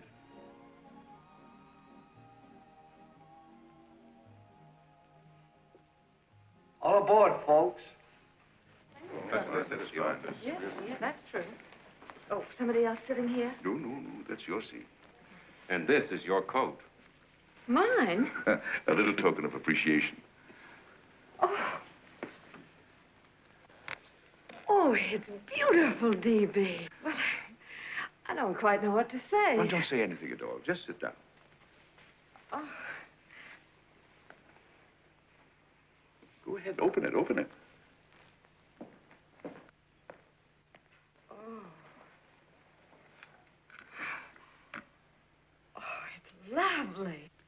contract goes with it.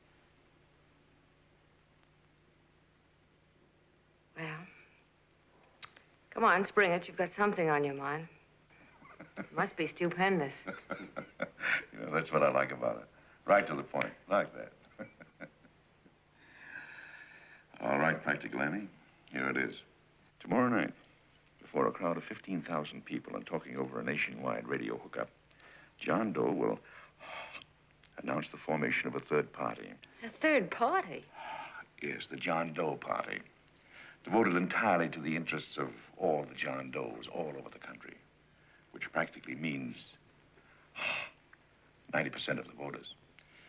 He will also announce the third party's candidate for the presidency.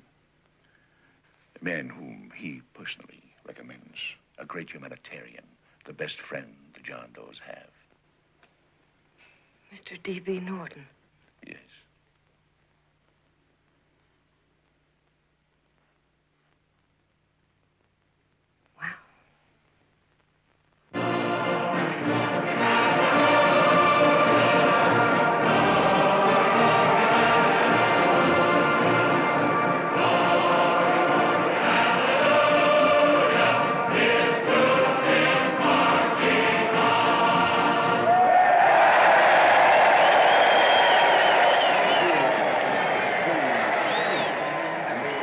And although the opening of the convention is hours off, the delegates are already pouring into the ballpark by the droves, with lunch baskets, banners, and petitions asking John Doe not to jump off any roof. No matter how you look at it, it's still a phenomenal movement. These John Does, or the hoi polloi, as you've heard people call them, have been laughed at and ridiculed. But here they are, gay and happy, having traveled thousands of miles, their expenses paid by their neighbors, to come here to pay homage to their hero, John Doe.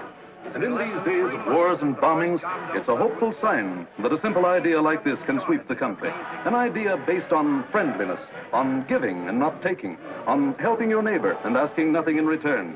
And if a thing like this can happen, don't let any of your grumbling friends tell you that humanity is falling apart.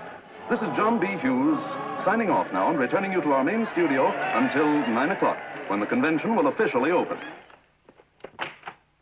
Oh, John, come in. Say, I'm it's raining out a little. That's all right. It's good to see you. Sit down. Thanks.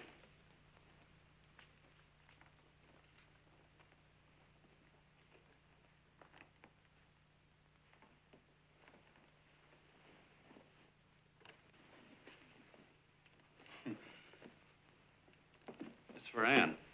Oh, how nice. Thank you very much. Flowers. I'm terribly sorry she isn't here. She isn't? No, she just left. I'm surprised you didn't run into her. She went over to Mr. Norton's house. Oh. Did you want to see her about something important? Yeah. Well, no, it'll wait. Say, he's a nice man, isn't he? Mr. Norton, I mean. He's done an awful lot for the...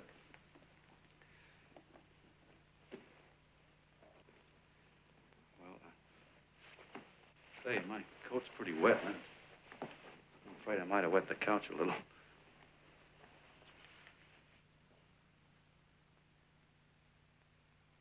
Well, I guess I'll see her at the convention later. Yes, of course. I'll see that she gets the flowers. Thanks. Good night, Mrs. Mitchell. Good night, John.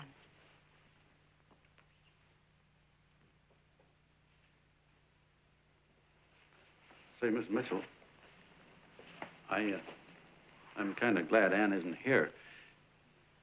You see, I came over here hoping to see her alone, and kind of hoping I wouldn't, too. You know what I mean? There was something I wanted to talk to her about.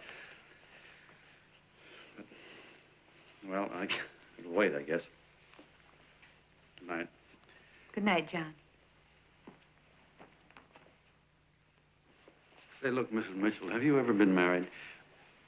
Oh, I'm sure you have. Gosh, that's pretty silly. I guess you must think I'm kind of batty. Well, I guess I'd better be going at that. John, my husband said, I love you. Will you marry me? You did? What happened? I married him. Yeah, that's what I mean, see? It was easy as all that, huh? Uh-huh. Yeah, but look, Mrs. Mitchell, you know, I love Ann, and it's going to be awfully hard for me to say it because, well, you know, she's so wonderful. And, well, the best I ever was a Bush League pitcher. And, you know, I think she's in love with another man, the one she made up. You know, the real John Doe. Well, that's pretty tough competition. I bet you he'd know how to say it all right. On me, I get up to it and around it and in back of it, but I never get right to it. You know what I mean? So the only chance I've got is, well, if somebody could kind of give her a warning, sort of prepare her for the shock. You mean you'd like me to do it? Hmm? Well, I was thinking that, yeah, you know, sort of break the ice. Of course I will, John. See, thank you, Mrs. Mitchell. Hey, you're okay.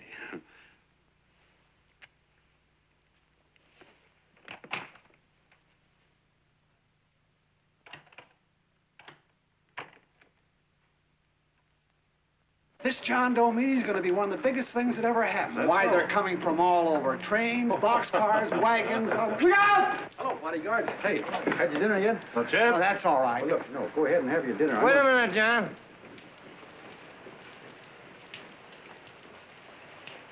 Hello, Mr. Cannell. How are you, John? John, I want to have a little talk with you. What's the matter? Are you falling? Come on. Hey, boss. Oh, quiet. Say, tell me something. Did you read the speech you're going to make tonight? No, I never read the speeches before I make them. I get more of a kick out of it that way. Uh-huh. It's just exactly what I thought. Beanie, go on down to the office, tell Pop to give you the speech. There's a copy on my desk. Gee whiz, boss, you know Mr. Norton told me not to leave him, not even for a minute. Go on. We'll be at Jim's bar up the street.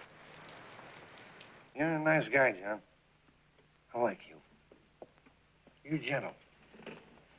I always like gentle people. Me, I'm hard.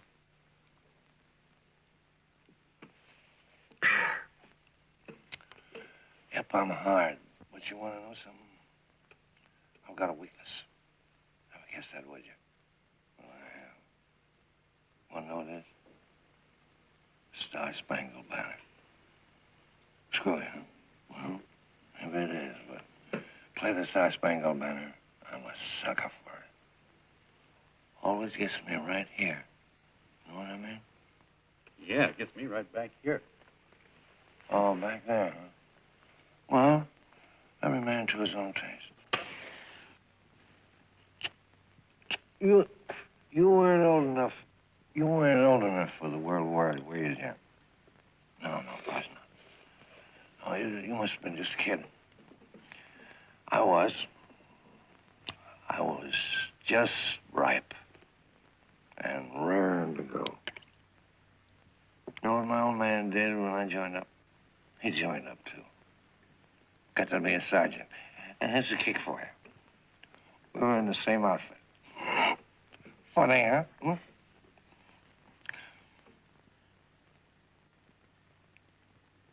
He was killed, John. I saw him get it. I was right there, and I saw it with my own eyes. Me, I came out without a scratch. That is, excepting my ulcers.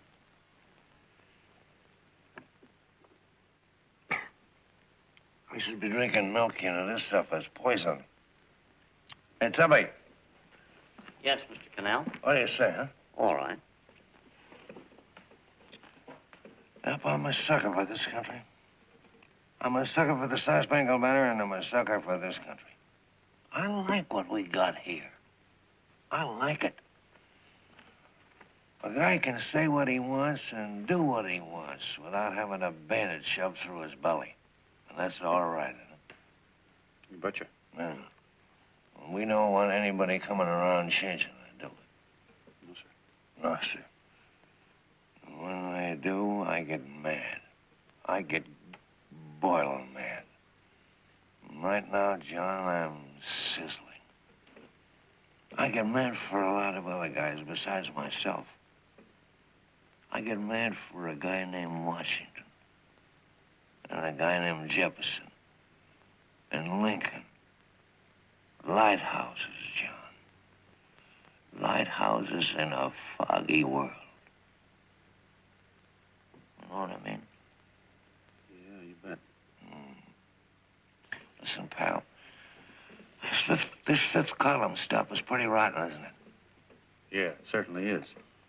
And you'd feel like an awful sucker if you found yourself marching right in the middle of it, wouldn't you? You. Of course, you wouldn't know it because you're gentle. But that's what you're doing. You're mixed up with a skunk, my boy. A no-good, dangerous skunk. Say, you're not talking about Mr. Norton, are you? I'm not talking about his grandfather's pet poodle. You must be wrong, Mr. Cannell. Because he's been marvelous about the John Doe clubs. Yeah? Say, you're as sold on this John Doe idea, aren't you? Sure. Sure. I don't blame you. So am I. It's a beautiful miracle. A miracle that can only happen right here in the good old USA. And I think it's terrific. What do you think of that? Me, hard-boiled Cannell, and I think it's plenty terrific. All right. Now, supposing a certain unmentionable worm whose initials are DB was trying to use that to shove his way into the White House so he could put the screws on, so he could turn out the lights in those lighthouses. What would you say about that, huh? Nobody's going to do that, Mr. Cannell. They can't use the John Doe clubs for politics. That's the main idea. Is that so?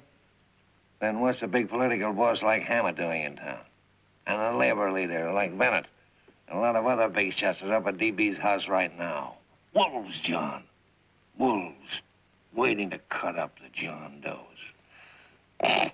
Wait till you get a gander at the speech you're going to make tonight. You're all wet. Miss Mitchell writes those speeches. Nobody can make her write that kind of stuff. They can't, huh? Who do you think writes them? My Aunt Emma? I know she writes them. And gets a big bonus for doing them, too. A mink coat and a diamond bracelet. Don't write them. Why, that gold-grabbing dame would double-cross her own mother for a handful of Chinese yen. Shut up. If you weren't drunk, I'd... Hey, boss. Here's the speech, boss. Hey. Go on and read it, John, and then start sucking. Hey, wait a minute, Mr. Doe. Tubby? Yes, sir. Better bring me a glass of milk. I'm smoking too much. Yes, Charlie? Got everything all set? Fine. John Doe been taken care of? Good. How many people do you think will be there? 15,000? Oh, my, that's fine. Now, listen, Charlie. As soon as John Doe stops talking about me, I want you to start that demonstration. And make it a big one, you understand? Don't worry about that, DB. My boys are there. They'll take care of it. What? Yes, I'll be there 15 minutes after I get your call. Why, Mr. Doe. Where are they? In the dining rooms.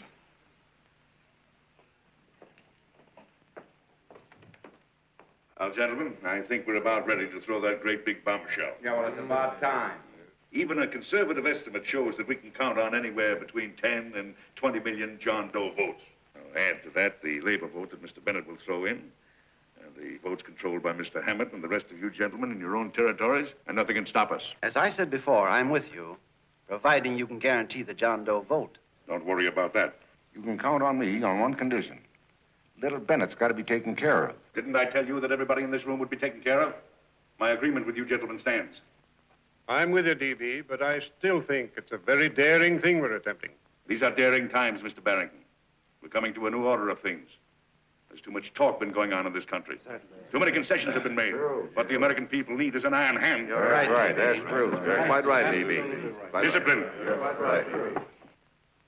And now, may I offer a little toast to Miss Ann Mitchell, the brilliant and beautiful lady who is responsible for all this. Miss Mitchell. Mr. Norton, I'd like to talk to you alone for a minute. Oh, Miss Mitchell has something to say to us.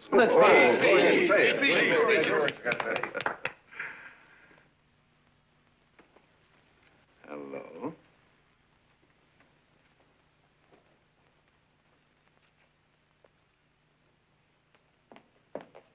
John, I'm so glad to see you. I was terribly worried. Did you write this?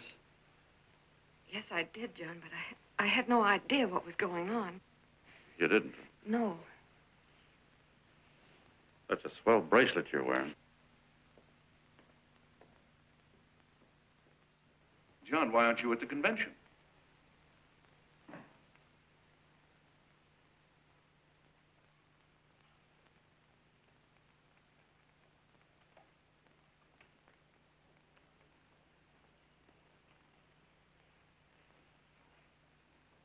Is there anything wrong?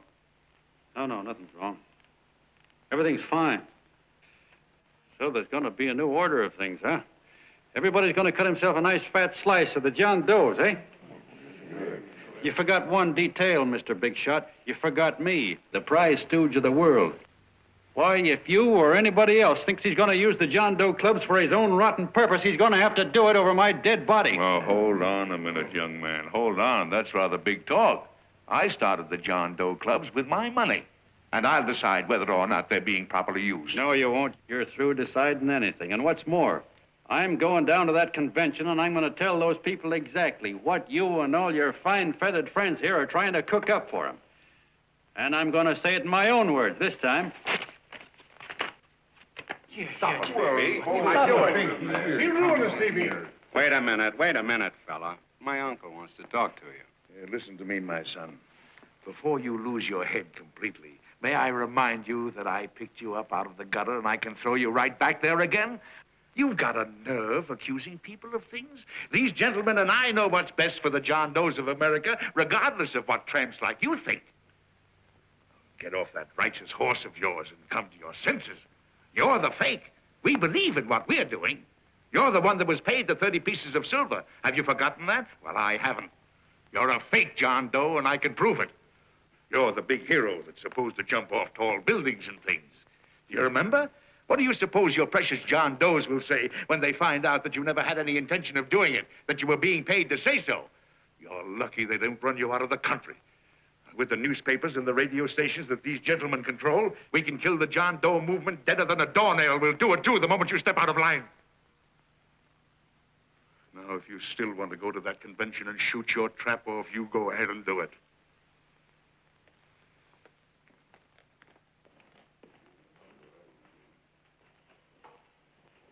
You mean to tell me you'd try to kill the John Doe movement if you can't use it to get what you want? You bet your bottom dollar we would.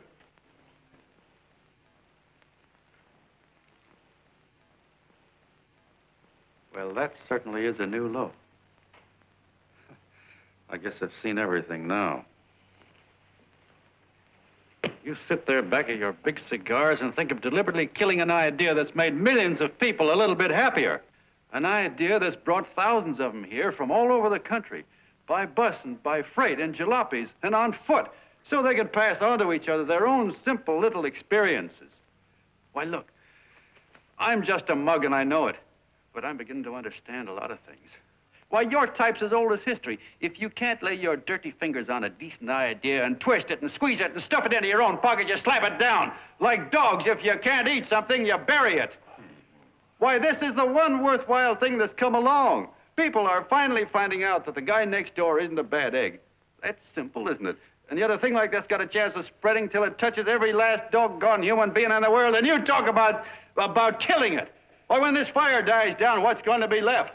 More misery, more hunger, and more hate. And what's to prevent that from starting all over again? Nobody knows the answer to that one, and certainly not you with those slimy, bollocksed-up theories you got. The John Doe idea may be the answer, though. It may be the one thing capable of saving this cockeyed world, yet you sit back there on your fat, hulks and tell me you'll kill it if you can't use it. Well, you go ahead and try. You couldn't do it in a million years with all your radio stations and all your power, because it's bigger than whether I'm a fake. It's bigger than your ambitions, and it's bigger than all the bracelets and fur coats in the world. You bet it is, John. And that's exactly what I'm going down there to tell those people. A minute, you ungrateful rat. My uncle's been too good. He's getting away. Give me the bullet. John! I've always told you, D.B., you're playing with dynamite. Which way? All right, now, girl, get away. Before he gets through tonight, he'll ruin us all. I'll stop him cold. Don't worry, I've been ready for this. John! Oh, John, please listen to me. Please, I can explain everything, John. I didn't know what they were going to do. Let me go with you, John. John, please. Go ahead, driver. The ballpark. Explain it to you, John. Please let me go with you. Please. John! Mr. Martin wants to see you. Listen to me, Mayor Lovett. You do as I say. I want them both arrested. You tell the police department to pick up Canal. I've got the girl here. I've got the bullet. I don't care what you charge him with. If you're worried, let him go in the morning, but keep him in jail overnight. Hello, Bulletin. Put Pat Pryor on.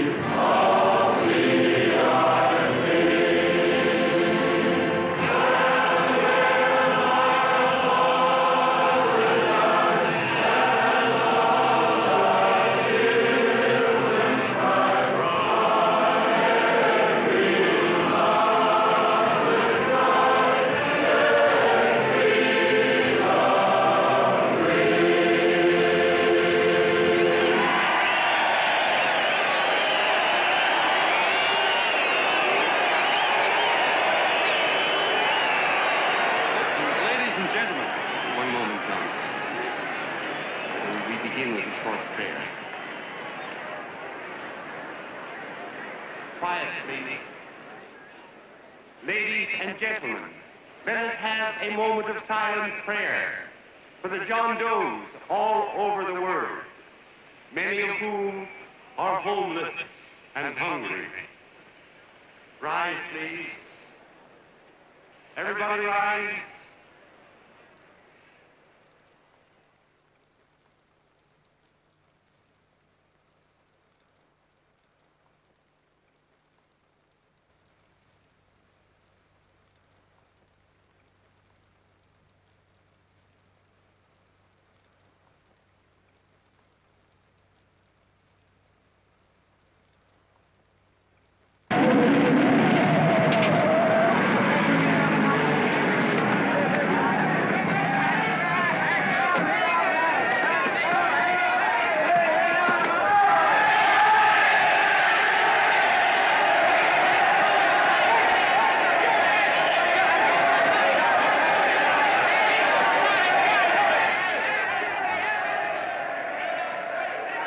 Newsboys. Hundreds of yelling newsboys are swarming into the park like locusts. They're yelling John Doe's a fake. Fake.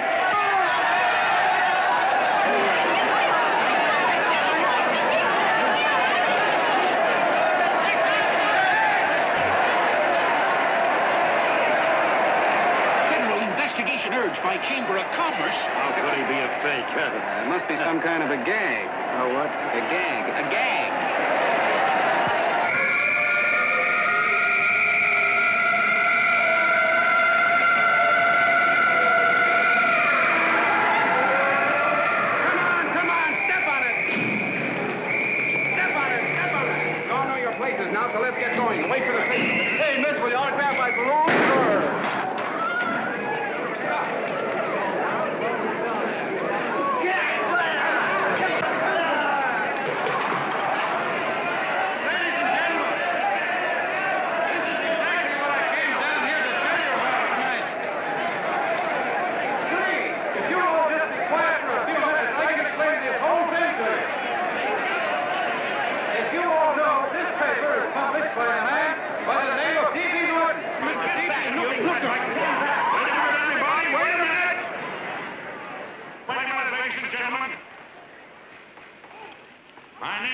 Bobby Norton. You all know me.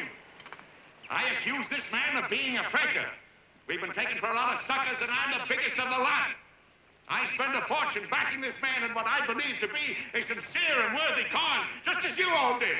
And now I find out it's nothing but a cheap racket cooked up by him and 2 of my employees for the sole purpose of collecting dues from John Does all over the country. That's a lie. It's not a lie. Nickels and dimes to stuff into their own pockets. You can read all about it in the newspapers there.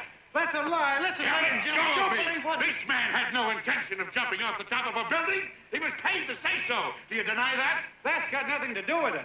Were you paid for it or weren't you? Yes, I was paid, but there And happened... what about the suicide note? You didn't write that either. What difference Did does you that write it make? or didn't you? No, I didn't write it. Now, you bet your life you didn't. You look in your papers, ladies and gentlemen, and you'll find Miss Nixon's signed confession that she was the one who wrote it. Listen, folks, it's a fact that I didn't write the letter. There, you see, he admits it. You're a fake, John Doe. For what you have done to all these good people, they ought to run you out of the country. And I hope they do it.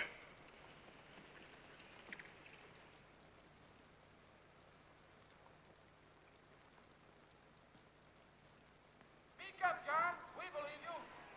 Please, listen, folks. Now that he's through shooting over his face, I've got a couple of things to tell you about. Come on, the rest of you get in here and riot. Break this crowd up. Come on. I'm sorry, folks, but we can't hear him anymore. Something's gone wrong with the loudspeakers. John Doe's a fake! Boo!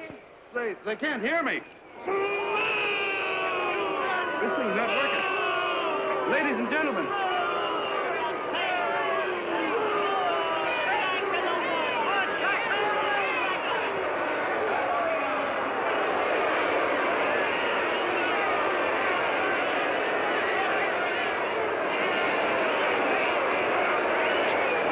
This thing's bigger than whether I'm a fake.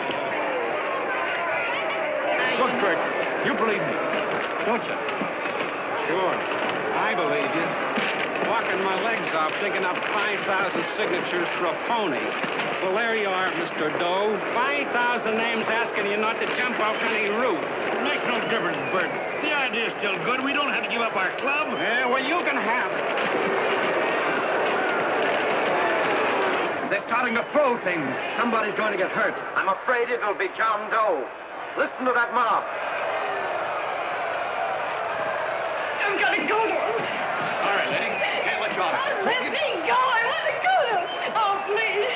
Please let me go. They're crucifying him. I can help him. Sorry, sister, we got orders to hold... Orders from who? Can't you see it's a framer? And oh, Mother, they won't let me go. They won't let me go. Listen, folks. You gotta listen to me, everybody. Back to the jungle, you hobo! Just another racket! Stick to your clubs. We've been fed baloney so long, we're getting used to it.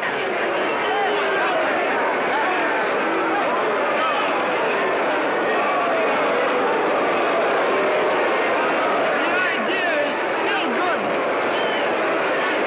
Believe me, folks. Listen, John Doe, you're the hope of the world.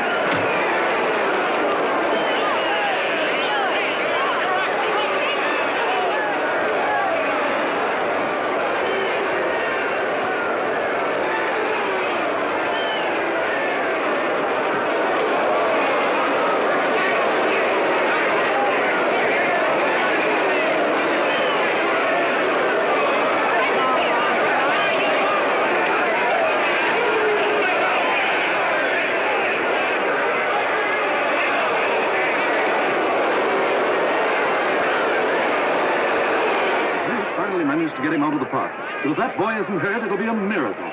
Ladies and gentlemen, this certainly looks like the end of the John Doe movement. Well, boys, you can chalk up another one to the Pontius Pilots.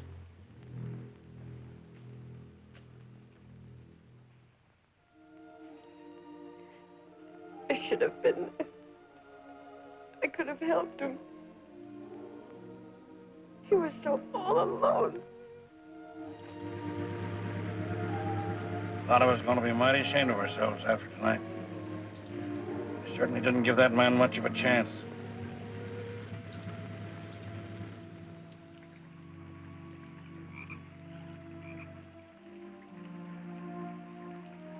Have some more coffee, Long John? No thanks, Carl.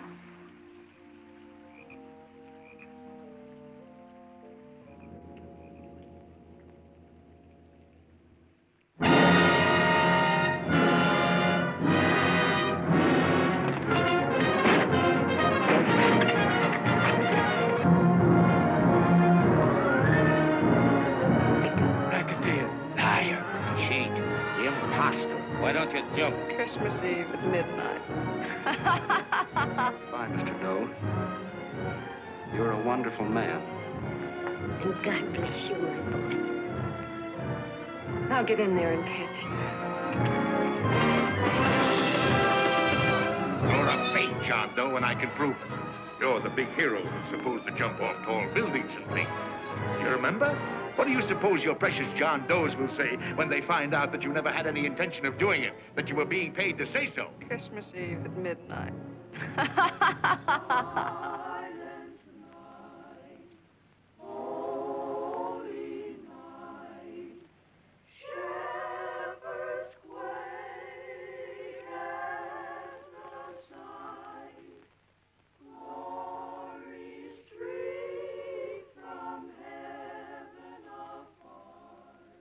Merry Christmas, son. Merry Christmas.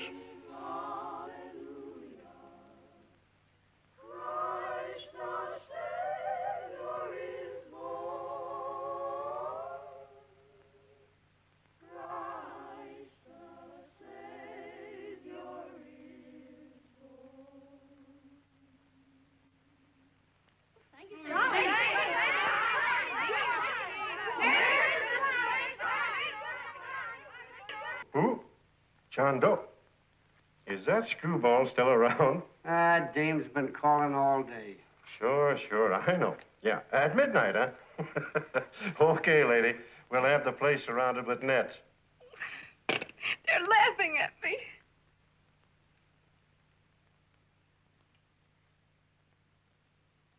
You're a sick girl, Anne. You better take it easy. Whom are you calling now? You called that number not 10 minutes ago. Hello, Mr. Cannell. Have you seen him yet? Now, listen, Ann, he can't possibly get in without our seeing him. I'm watching the side door, and the colonel's out front, so stop worrying. Oh. Thank you.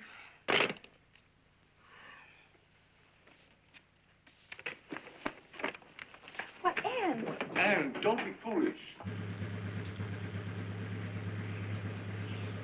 If this isn't the craziest, the battiest, the looniest wild goose chase I ever heard of. Oh, shut up, Bert. Sourpuss is right. Yeah, well, if he is, I'm a banana split. That man is going to be on that roof. Don't ask me how I know. I just know, and you know it as well as I do. Sure. I'd like to believe in fairy tales, but a guy that's a fake isn't going to jump off any roof. I don't think he was any fake, not with that face. And anyway, what he stood for wasn't a fake. Okay, honey, okay.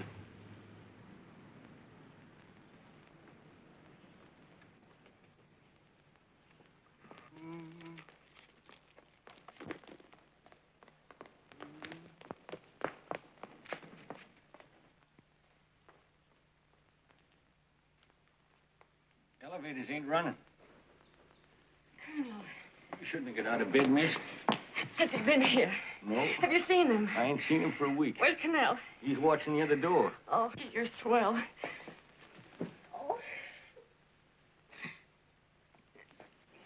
No sense in going up there. I've been here for hours. He ain't here. Let me go, will you? Now, that's crazy. It's 14 floors.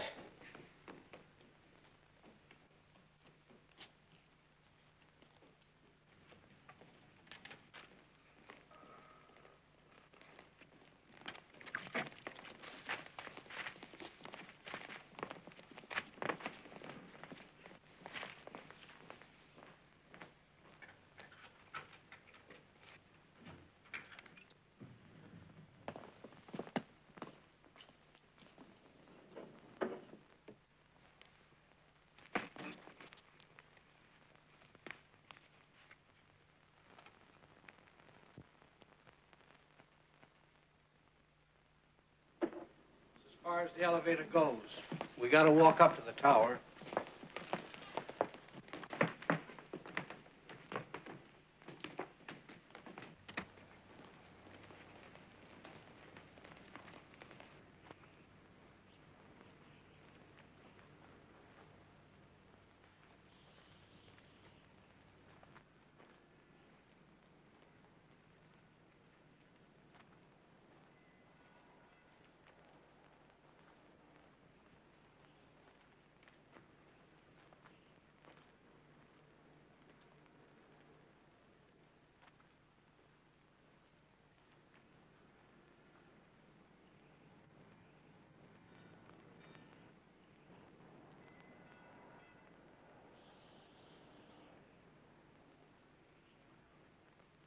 That tramp was probably full of Christmas cheer and asleep in some flop house.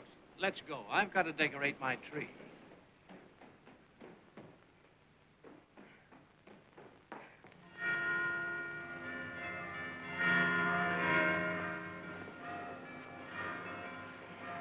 Well, I give up.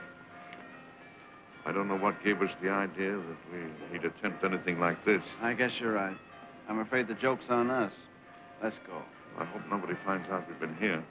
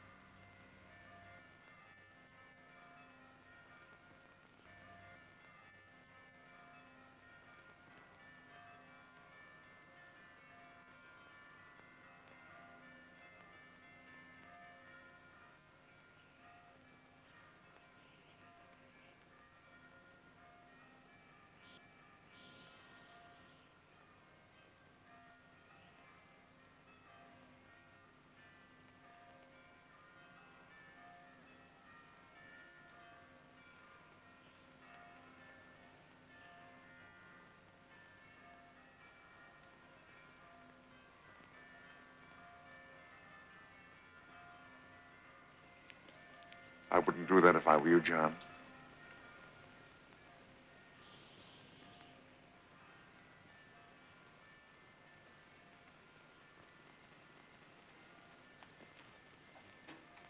It'll do you no good. The mayor has policemen downstairs with instructions to remove all marks of identification you may have on your person. You'll be buried in Potter's Field, and you will have accomplished nothing.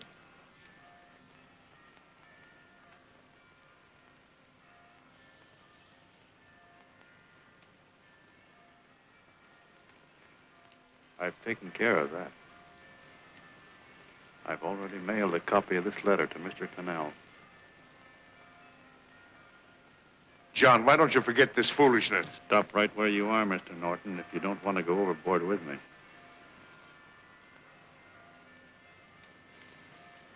I'm glad you gentlemen are here.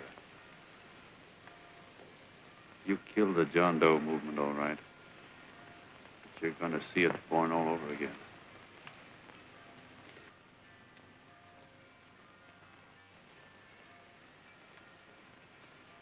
Now, take a good look, Mr. Norton. John! John! Oh, John, no, I won't let you. I love you, darling. Oh, please. Please don't give up. We'll start all over again. Just you and I. It isn't too late. The John Doe movement isn't dead yet. You see, John, it isn't dead or they wouldn't be here. It's alive in them. They kept it alive by being afraid of. That's why they came up here. Oh, darling. Sure, it should have been killed. It was dishonest. But we can start clean now. Just you and I. It'll grow, John, and it'll grow big because it'll be honest this time. Oh, John, if it's worth dying for, it's worth living for. Oh, please, John. Oh. Oh, please, please, God, help me. John, look at me. You want to be honest, don't you? Well, you don't have to die to keep the John Doe idea alive. Someone already died for that once. The first John Doe. And he's kept that idea alive for nearly 2,000 years. It was he who kept it alive in them. And he'll go on keeping it alive forever and always. For every John Doe movement these men kill, a new one will be born. That's why those bells are ringing, John. They're calling to us. Not to give up, but to keep on fighting, to keep on pitching. Oh, don't you see, darling? This is no time to give up. You and I, John, we... Oh, no. No, John. If you die, I want to die, too. Oh, I love you. Oh, John.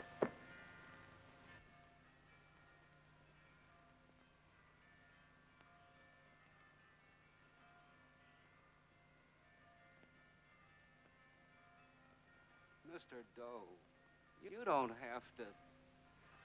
We're with you, Mr. Doe. We just lost our heads and acted like a mob. What Bert's trying to say is that we need you, Mr. Doe. There were a lot of us that didn't believe what that man said. We were going to start up our John Doe Club again, whether we saw you or not, weren't we, Bert? And there were a lot of others that were going to do the same thing. Well, Mr. Sourpuss even got a letter from his cousin in Toledo. I got it right here, Mr. Doe. Only it'd be a lot easier with you. Please. Please come with us, Mr. Doe.